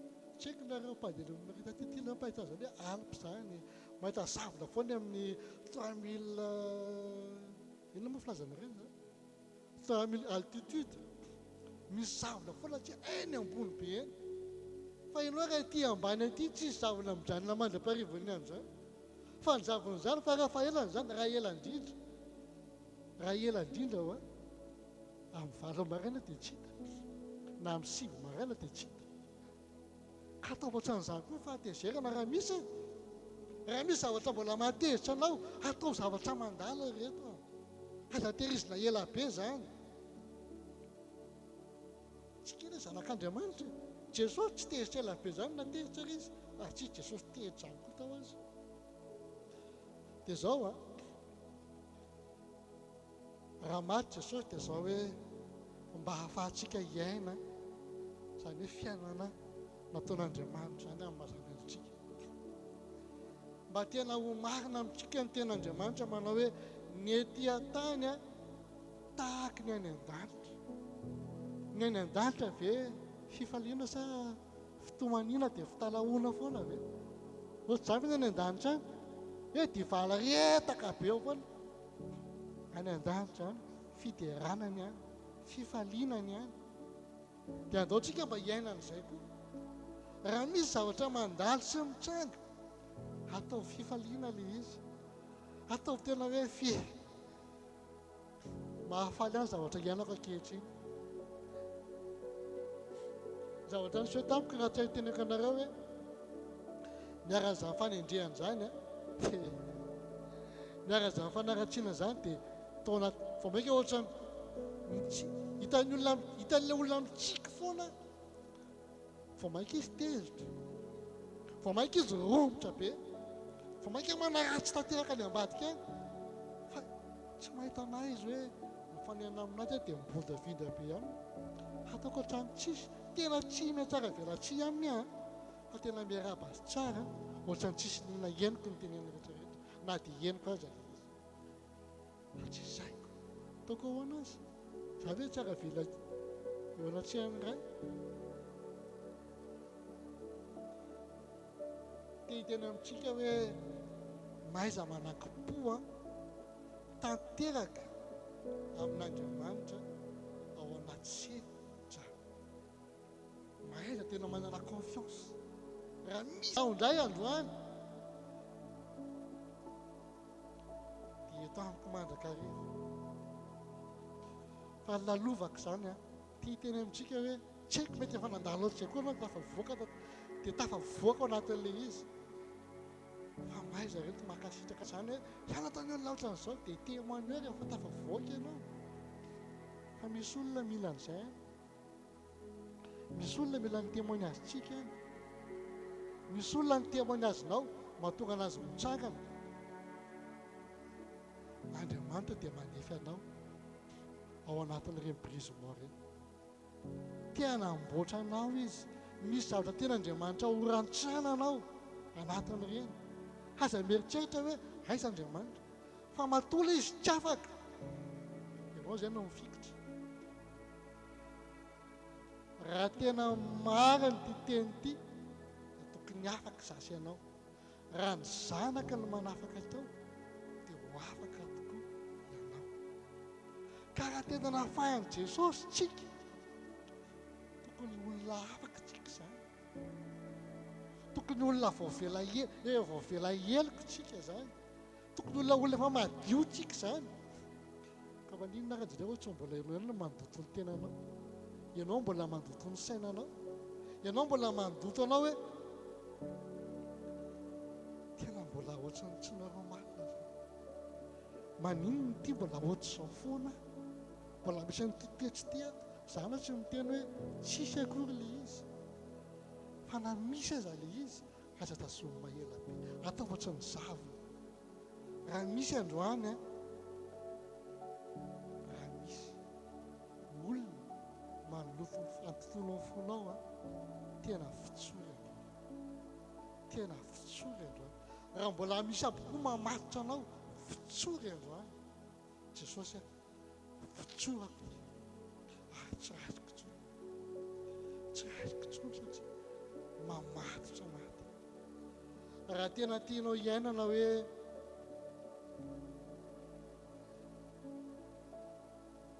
Jehova ny mpiandry dia tsy hanan-java-mahory raha tena tianao iainana hoe mampandry ay eo amin'ny ay maitso izy mitondra ay eo amorona rano fialan-tsasatra izy dia zao hoe fitsory daholo zay rehetra mbola tsy afaka ao anatin'ny toetratsika fa tsy afaka ny iainana io tsika fa mety iainana kely le izy nefa tena Andriamanitra ny fiainatsika dia ny etỳ tany tahaka ny any an-danitra zany hoe feno fifaliana feno fiadanana ary feno fitsarana izay ny fiainana any an-danitra dia ahoana nahafahantsika hisitraka an'izany nareo efa nijery zavatra maitso be ohatrareny paysage vert be ireny matetika zany tena miteny foana fa mahitanareny hoe beau paysage satria maninona mahafinaritra be mampiteo eny raha misy avoana hitanao hoe teo ery amin'ny paysage ry za hitanao avy aty le izy tsy akaikely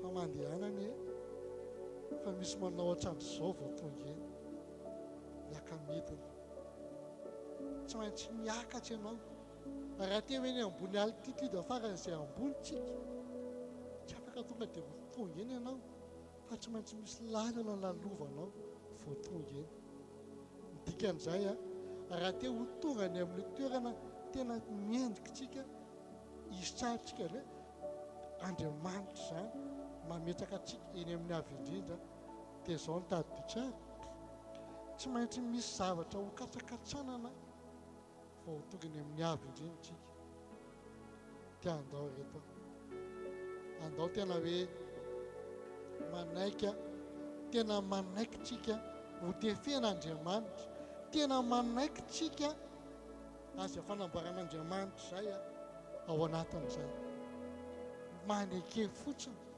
tena eke fotsiny raha mbola misy teny ianao hoe tia moa fampianarana teny amina retirety hoe na ankizy aza mety miteny anao dia meteza maiky satria niteny Jesosy hoe eny am-bavan'ny ankizy madinika misy fahamarinana ihany dia ao anatin'izay hoe fanefen'Andriamanitra zay Andriamanitra matoma misy mibisimon ihany koa dia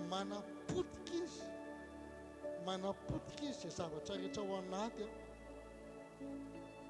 toetra tsy tiantsony ka tsy hafan'Andriamanitra fanahy masin'Andriamanitra tena mitoetra 100% ao anatinao tena tian'Andriamanitra ny fanahy masina tena mahazo aina ao anatintsika tena tian'Andriamanitra ny fanahy masina mahazo toerana tanteraka ao anatintsika tsy afaka ny androso mihitsy tsika anatina hoe fiarahana amin'Andriamanitra any raha tsy manaiky tsika hopitehan'Andriamanitra zay efa natsy tanteraka rehetra ka mbola mamaritra atsika ato anatintsika tsy afaka ny androso ianao fa lasa limité ianao Andriamanitra tetozana amina illimité ianao indray manisaka frein ianao mametaka frein ianao tsy te androso nefa Andriamanitra manosika anao hoe lasa amin'izay fa inona ilay blocage misy toetra tsy potika misy toetra tsy voditra ao misy toetra tsy manaiky ianao hopitehan'Andriamanitra le izy fa barenao ianao hoe mametraka an'ilay barage hitanareo ohatrana raha misy barage mandeha tsikelikely le fahasoanao le raha tokony tekorina be kanefa misy barage ao tsy afaka ny andeha mihoatra n'izay débit ao iny fa limité ao iny dia ohatra amin'izay koa tsika raha mbola misy toetra raha mbola misy zavatra mamatotra atsika andao reto androany tena manaiky tena hoe Jesosy reto avoditra daholo rehefa ivavaka ianao rehefa aveo dia maneke tena tenena zay tena hitanao tena ngeza be dia androany meteza anapotika an'izay amin'izay androany mety manaikeza ho diovina raha ny Jesosy tanteraka raha mbola hozy ianao hoe impirana andray fandraisana zay impirana anao saintsaina zay impira zao fa andao androany tena atao ohatrany tsy haiko Jesosy ny teny an'ity hoe na mena tahaka ny jaka aho izy zao faotanao dia andro amin'ny manaikitra fa ho diovina zany ho fotsy tahaka ny oram-panala zay. Amen. Amen. Ndao tena anaiky fotsiny tsika, ndao tena anaiky fotsika Jesosy a, ireto mbola mahazo ana dia manaiky androany no diovinao amin'izay. Koa zay mba manafina toetra tokony hoentinao a eo anatrehan'Andriamanitra. Aza mba afena le mbola toetra mbola hitanao hoe ty tsy mety, fantany ane io hoe fantatr'Andriamanitra le izy, aza afena lafa tsory aminy le izy. Jesosy areto le toetrako tsory fa Andriamanitra efa namolotra anao, efa nidiovina ianao, efa nisasanytsika. Aza afena le toetra. Raha mbola misy zavatra mana velatra anao tsy afanao mandroso laniny. Hitanareo tsara ve? Ohatran'ny Jo zao tia lalao ranomafy izy, tia ho any anaty grand bain, tena zay dia gaga, tena tonga dia say izy a, izy re vao manao maillot dia io ny place izy re ianao mbola variana ary izy dia firenaniny ary izy re raha tonga dia mitsofoka eny amin'ilay lalina. Kitelan'ilay lalina hoe ny olona raha rakizy kely a makamaka bo izy afatakeo manaotra ny olon-dehibe maka lalina. Ianao raha tena teraka amin'Andriamanitra manekotary amin'ny fanay masina, tena andeha lavitsika rehefa meteza tena hoe eto amin'ny fanay masina tsika dia manala n'izay zavatra rehetra tsy avamitsika, tsy avamy Jesosy tsony. Zao a ilayntsika miatrika brisement, ilayntsika miatrika brisement mba tena ahafahantsika misitraka an'izany hoe Andriamanitra manotro an'izany. Ilayntsika mandalo an'izany. Zany andalo an'izany dia tena hoe nahazo a, kanefa rehefa tonga tao anatin'ilay hoe ty zany le toerana meny Jesosy ve? Ty tena aminareo za ny olona niarana Satana tao amin'ny fiasana amin'izao vaovao zao a, 6 mois CDD. Misy raha mbola misy anankiray herintaona CDD. Zahako a 1 mois essai CDI, 1 mois essai CDI. Andriamanitra rehefa tena mametraka atsika amina toerana dia izy mikasika izay kasiahany rehetrarehetra. Dia miresaka za zany tsy miteny fa tonga dia miteny ary zalahy tu vois tu sais il y a ça il y a ça il y a ça, dia za mieny dia gaga be za dia naveriko nijirena tsara ny contratko 1 mois essai CDI. Dia gaga ianao hoe ahoana ary zany fa ohatraka hoe Jesosy ao ambadika zany. Raha ny asan'ny toerana nisy ana taloha tsy afaka zany a, raha ohatra ka hoe mba hisolotra kely fa sy mbola ngeza be. Raha mbola nitoetra teo amin'ny toerana nisy ana taloha tsy afaka nahita an'izay tanàn'Andriamanitra izay fa nifikitra kely amin'io teo dia efa misy an'io ny taona efa mba lehibe ihany, efa mba tety firy taona zao, kanefa kay Andriamanitra tia hitondranao amina dingana hafa indray, amina domaine hafa indray. Mba tena Andriamanitra hita hoe zanaky nasany tanako dia ianao adidika ihany. Tia teny amintsika adidin'Andriamanitra tsika. Raha io hitanao hoe kely io tsy mety io zao io antany tsara Jesosy. Fa raha misy lalana tia nosokafana any, ianao aloha meteza ho defena dia amboarina anatin'ilay izy dia avao avotsoro amin'izay fa mety miainako izany. Amin'izao ndray zao mandalo an'izay elonana satria nisy lalàna le misy malala zany, misy mitsaika izay fohy tany dia misy mialina, kanefa zao nitady tsara teny tamiko vadiko hoe zao izy nitady dia tsara, zao ny teny Jesosy, izay manendrika dia manendrika anao koa. Tsofi rano izy izy mampanendrika anao, tsofi rano izy ary teny Jesosy zany, tsofi rano izy.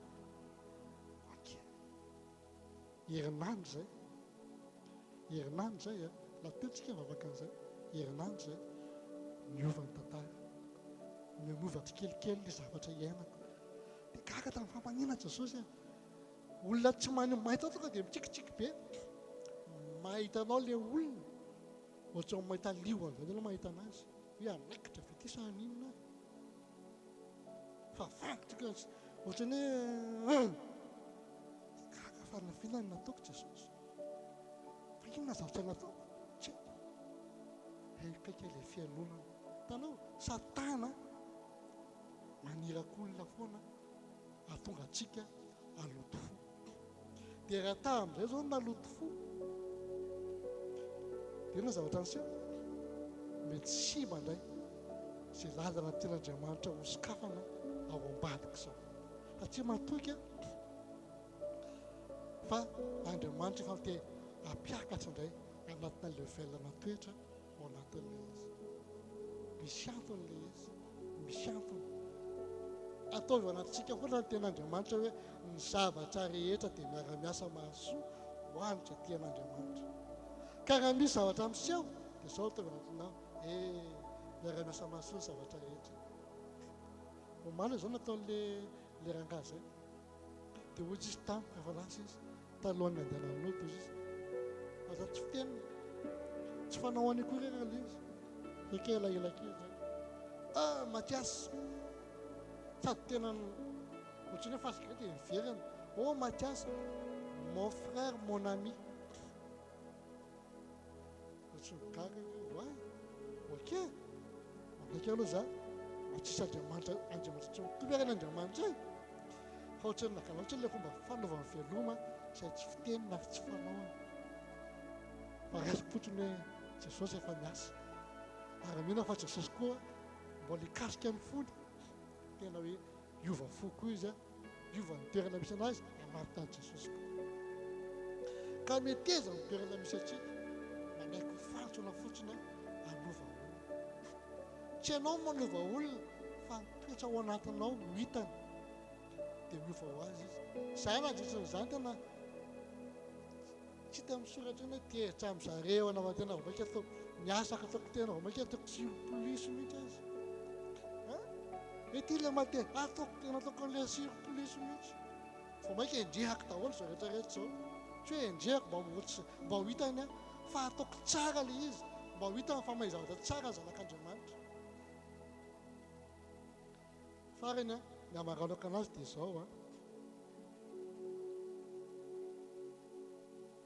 tia hanovany tantaranao Andriamanitra tia hanovany tantaram-piainanao Andriamanitra fa zao tsy maintsy mandalo tsika desira tsy maintsy tefeda aloha tsika ao anaty desira ao anaty brisement io brisement tsy maintsy anefedanao io mba ahafahanao isitrahanao zany hoe fanotrona an'Andriamanitra Andriamanitra tia hanotrona anao amin'izao fotoana izao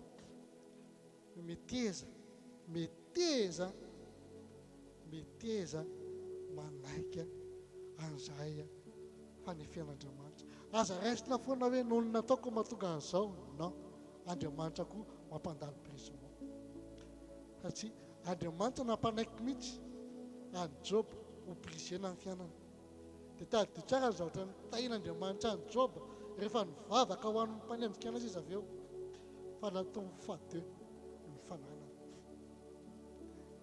dikan'izay a raha misy zavatra mahazo anao maneky fotsiny dia zao ataovy ao anaty miara-miasa mahasoa zavatra rehetra fa aza manao ampo dia aza telomina be any dia enty ho atao zavona matevina be mandry tsisy zavona matevina zany a raha mbola ety ambany masoandro ianao ny zavona tsy matevina zany tsy ahita zavona mijanona mandra-parivony avy zany tsy fa miakara altitude ambony dia any mahita an'izany nefa 3000 ary zany ny faram-bavitra izay hitako zao a 2700 zay iny avidra mahita anay zany izy anao zany efa toy eny fa manao aty zao ihany mba dia am'le iny lakalreo miakatsy ary ambony ary hoe tena mehavo izy zany a mehavo fa tonga teny zay a tsisy zavona fa tsy fa maina be ny andro azonareo ve fa miposaka be ny masoandro dikan'izay riavana raha misy zavatra matery atsika zavatra mahazo atsika dia zao ny tady dia hoe Andriamanitra ao ambadika zavatra rehetra zany dia tadila teny Davida hoe sorakazonao indray aloha zay ao manafatahotra azotsika ve mitenao izy mitehinao mitehanao a ireo manafatahotra manana assurance manana confiance fa eo foana Andriamanitra ao anatin'ireny situation rehetrarehetra ireny fa apetrao eo amin'ny fotsiny le izy apetra eo amin'ny fotsiny le izy dia ho hitanao tsara zany hoe Andriamanitra manonso fa Andriamanitra tao manokatra ranomasina mena na dia zay fotsy aza saintsainao dia hitanao hoe ndry vitan'Andriamanitra hoe ka raha mbola misy toetra kely any a dia hita amin'Andriamanitra so loatrika hivavaka loatrika hivavaka Jesosy a saotra ny amin'izay teninao zay saotra fa ny masina saotra fa ianao no miteny dia matoka fa ny masina ny famanginao sy ny fiasanao amin'ilay tsiraray avy reto na ho azy izay manaraka direktany aza Jesosy dia matoka na ho azy izay mijery izao na ho azy izay amerina hijery dia matoka Jesosy matoka ny fiasanao fa ny masina fa hainao manafaka hainao manova hainao manova ny fomba fisainana sy ny fijery rehetra zay tahaka ny sitrapona tsiraray avy dia androany Jesosy androany zay fa ny masina tena manaiky tena hoe hoentinao tokoa zay any amin'izany hoe toerana illimité zany amin'izay eo amin'ny fiarahana aminao indrindra mbola mety toetra mbola mety tiana hotazomina dia androany zay Jesosy manaiky hamotra an'izany androany zay tena manaiky tena hoe hokantsiana tanteraka amin'izay zany toetra zany fa te hiaraka aminao vaovao indray zay a te hiombona aminao ao ny limité indray zay a araka ny tenao hoe fa ianao tokoa ny le Andriamanitra safikaro aminay ka ninona mety tiany Satana mbola ekasena anay dia tahaka mikasika ananak'Andriamasinao zany tahaka mikasika anao zany fa tsy zanakao zay a ary malala no imasinao zay misaotra raha io amin'ny anaran'i Jesosy amen amen.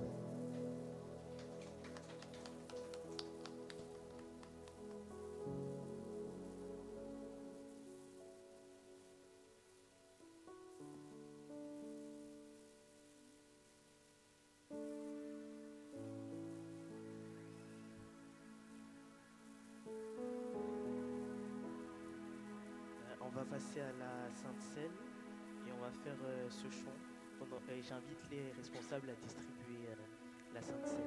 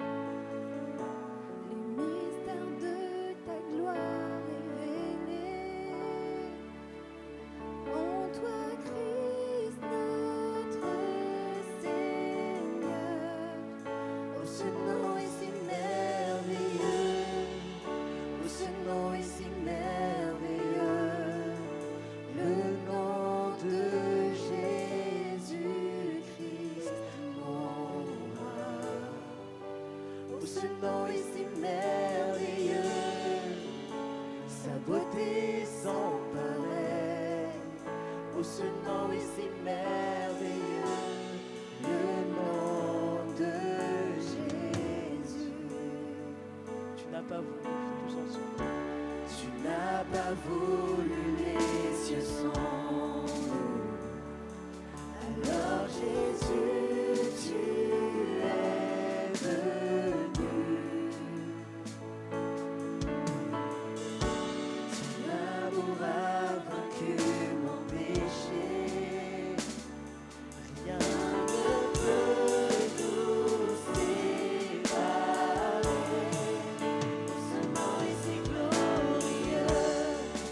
Oh, ce nom est si glorieux. Le nom de Jésus-Christ, mon roi. Oh, ce nom est si glorieux. Sa beauté sans pareil. Oh, ce nom est si glorieux. Le nom de Jésus.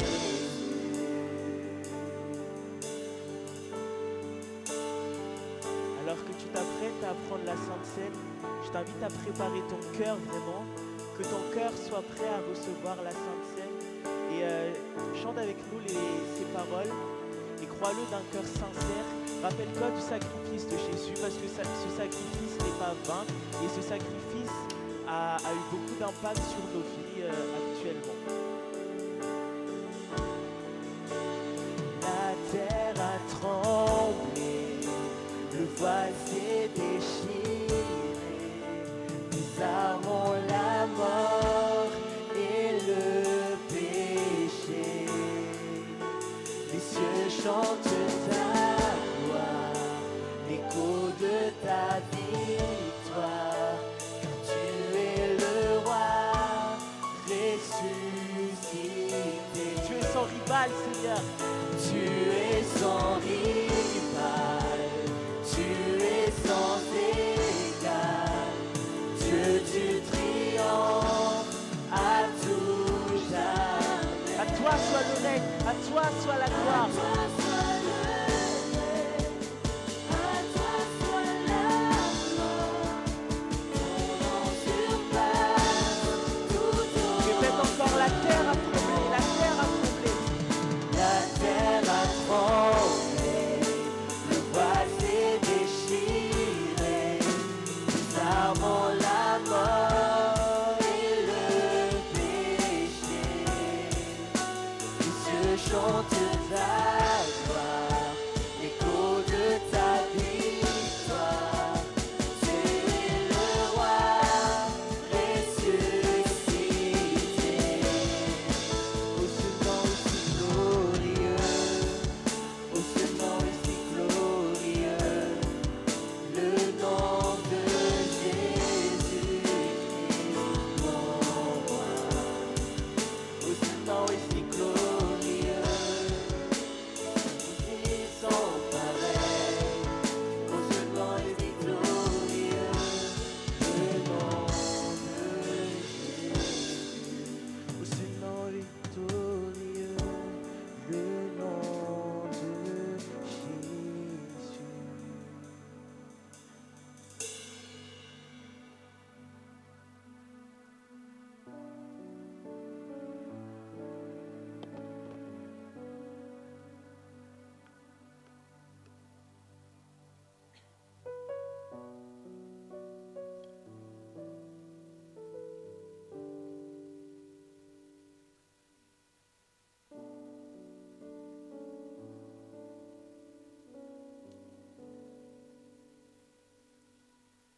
Tonga amin'ny fotoana izay tena lehibe indrindra sika amin'ny tianandroany ity koa dia izany hoe asain'Andriamanitra iray latabatra aminazy zany.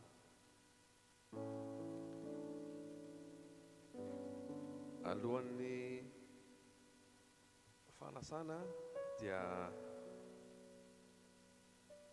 rehefa tena lehibe ny fanasana dia misy fiara-paralefa. Misy teny alefa hoe zao ny anton'ny invitation dia ny tompon'ny invitation no mandefa anazy any amin'ny tsirairay avy dia ohatr'izany koa nataon'i Jesosy amintsika andefa ny teniny izy ho fanamarinana fa voantso ianao androany hainao an'izany teny zany. Zany teny zany dia hitantsika eo amin'ny Jaona toko voalohany andina fa 7 manao hoe ary ny teny dia tonga nofo ka nonona tamintsika ary hitanay ny voninahiny dia voninahitra miendrika ho an'ilay matoa avy tamin'iray sady feno fahasoavana sy fahamarinana. Alonina tongavanao amin'ny fanasana dia efa fantatra sady ho aiza moa inona ilay fanasana dia ho aiza dia iza no manasa. Araka ny tenen'ny pastera teo hoe mety hoe efa impira zay nandray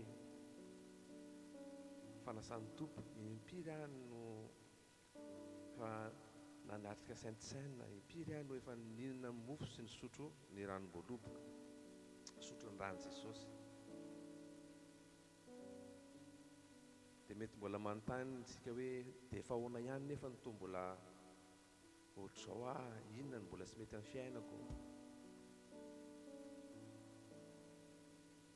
Fa mila misokatra ny ao anasika tsiraray avy mahafantatra hoe iza no manasa dia inona ny antony anasana. Dia ity tenin'Andriamanitra ity raisitsika ity androany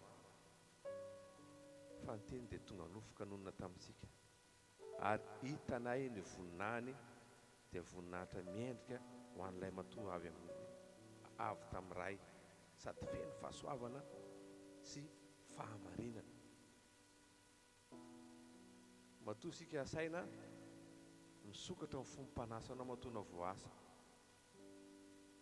dia androany sika tompoko raha andray an'izany nofon' Jesosy zany amin'ny alan'ity mofo ity dia minofo ao ampahitan'Andriamanitra ny voninahiny sika isanao.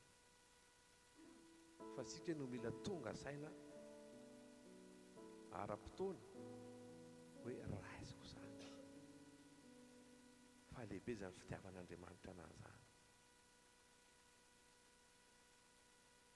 Fa tena mihoatra no namana zany olona manasa miaraka amin'ny fera-para zany. Tena akaiky ny fon'Andriamanitra zasy ianao, akaiky ny fon'i Jesosy. Raiso ka ano dia mino fa raha minonao dia hita ny voninahitr'Andriamanitra.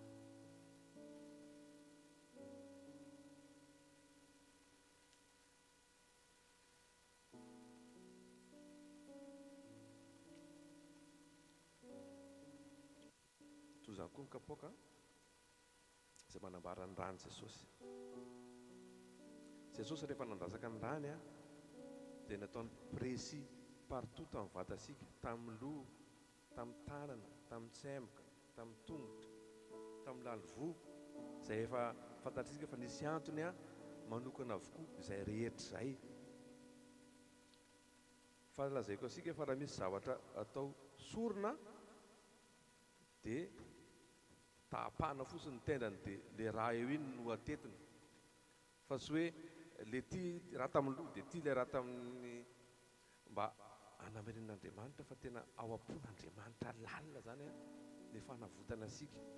Tsy nataony bambaray zany hoe io le rahako dia efa tapitra zany zay fa misy précision mba hanehoan'Andriamanitra fa tena lehibe ny fitiavany asika sy ianao.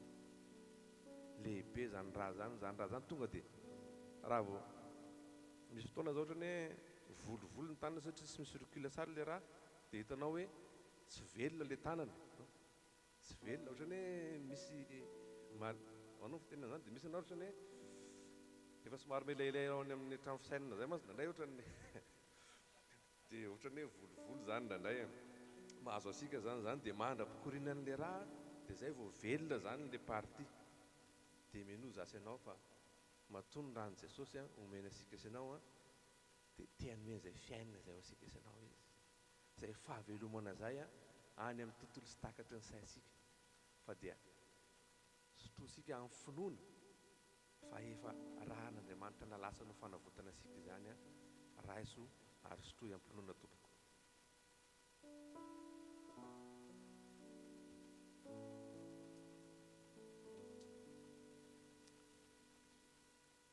Jesosy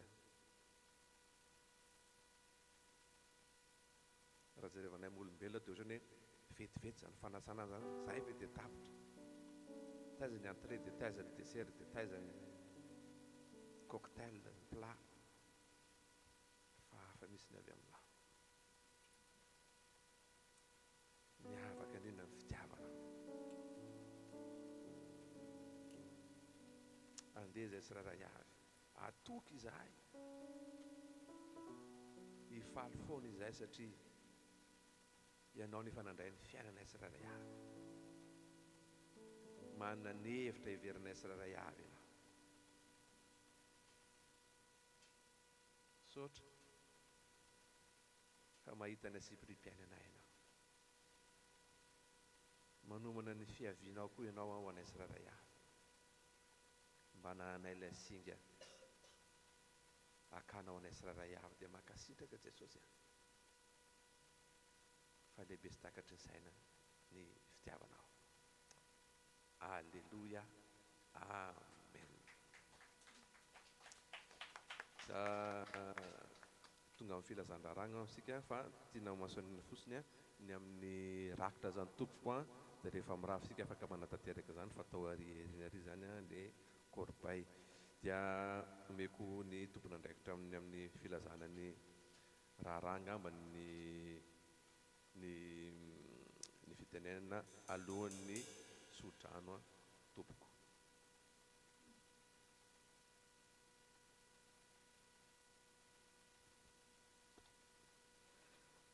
Filazana fohy zany amin'ny herin'ny androantsika dia eto ihany no manohy ny fotoana dia ohatrany fotoanantsika mahazatra ihany fotoana raha io sabotsy ray farany irahantsika amin'ny zany sabotsy farany dia afozao lasa miverina any amin'ny toerana izay tena hoe etsony Jesosy azoroandray dia tonga baso daholo tompoko.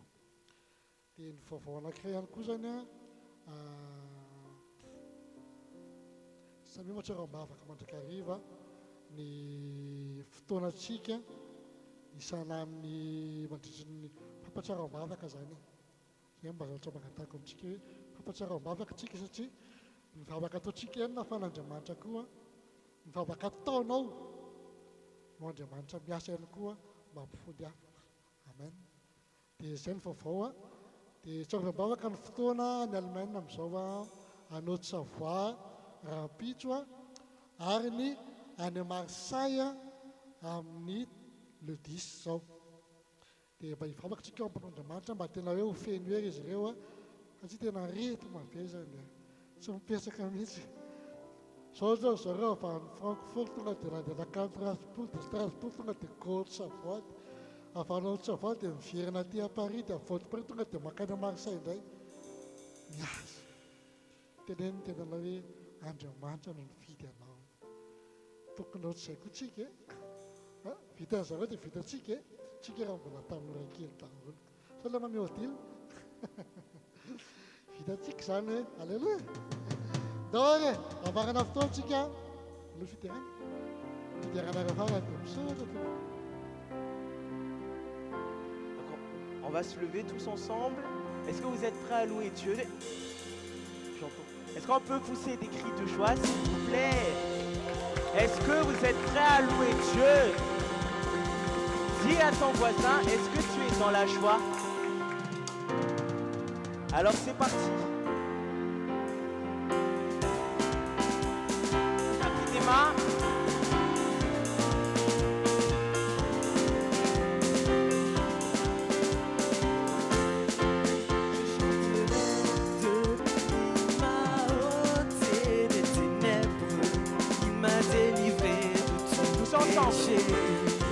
Je chanterai de tout cœur les merveilles de mon papa Yahweh.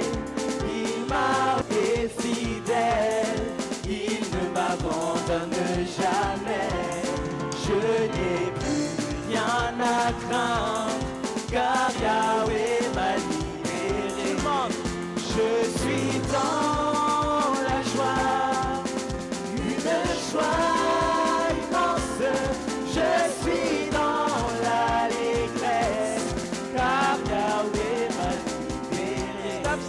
stop. On va faire quelque chose. Chacun prend un voisin. Chacun prend une personne. Et on va faire un petit truc. Je suis dans la joie quand on fait. Je suis dans la joie. Je suis dans la joie. On regarde à gauche, on regarde à droite. Une joie immense. On tape les mains de son voisin et on tourne. On peut faire un essai?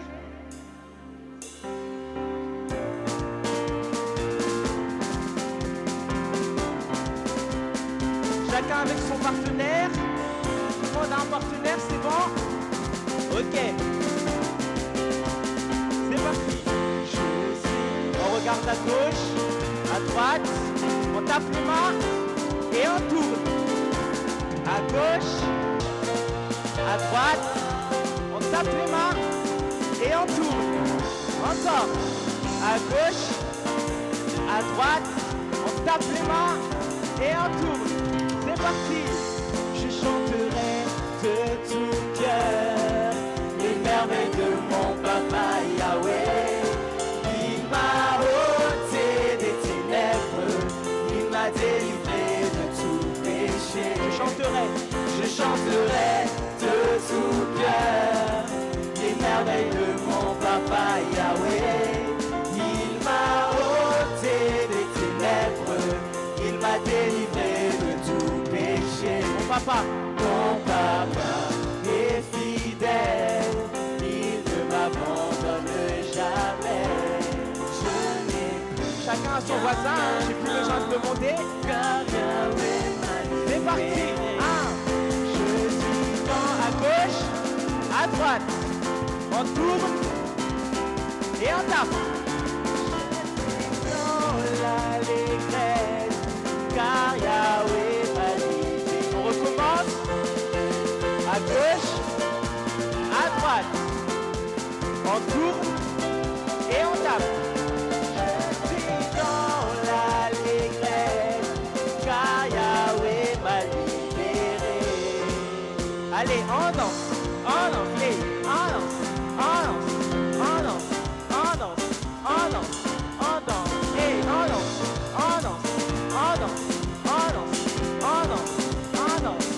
1, 2, 3, 4. Si tu aimes Jésus, dis Jésus.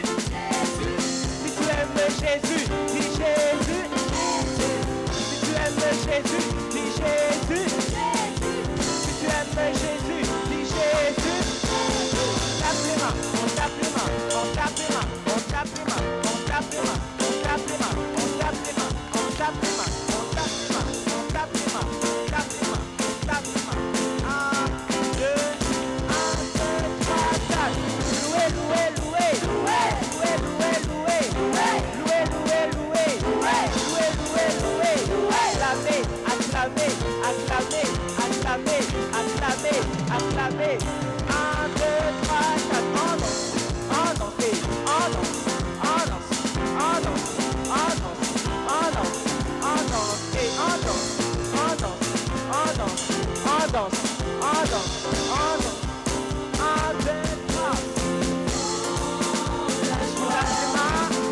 Une joie immense, je suis dans l'allégresse, car Yahweh m'a libéré. Je suis dans la joie encore. Je suis dans la joie, une joie immense, je suis dans l'allégresse, car Yahweh m'a libéré. On ne fait pas. On lance des cris de joie pour Dieu, s'il vous plaît. Qui est prêt à louer Dieu? Dis comment ne pas te louer. Comment ne pas te louer? Comment ne pas te louer? Comment ne pas te louer? Seigneur Jésus, comment ne pas te louer? Comment ne pas te louer? Comment ne pas te louer? Seigneur Jésus. Quand je regarde autour de moi, je vois ta gloire. Seigneur Jésus, je te bénis, comment ne pas te louer?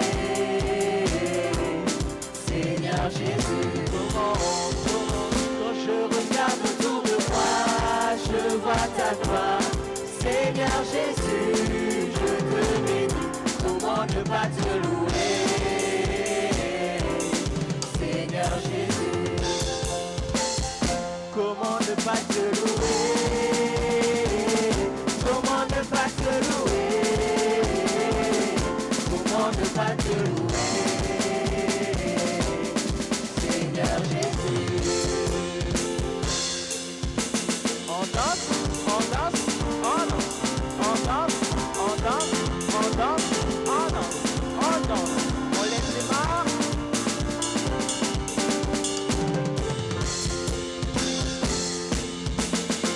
On tape les mains.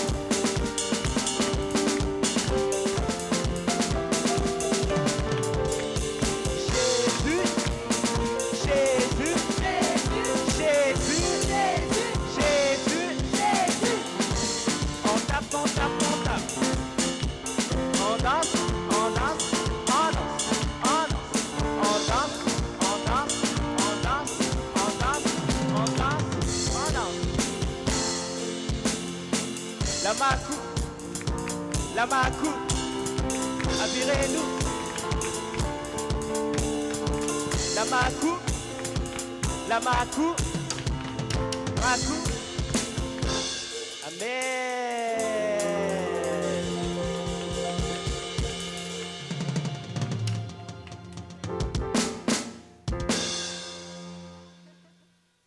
Tsara Jesosy. Saotra Jesosy. Tena fiainanay ianao Jesosy, fiainanay ianao miaraka aminay isanandro ianao. Ataoko angamba fa sika tsirairay avy efa mahafantatra ny hira ao amin'ny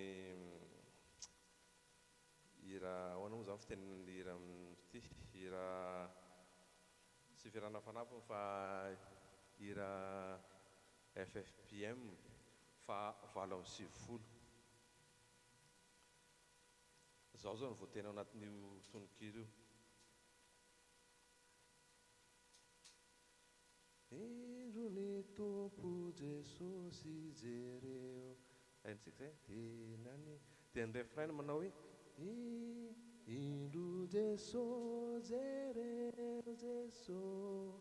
Indro Jesosy jereo Jesosy.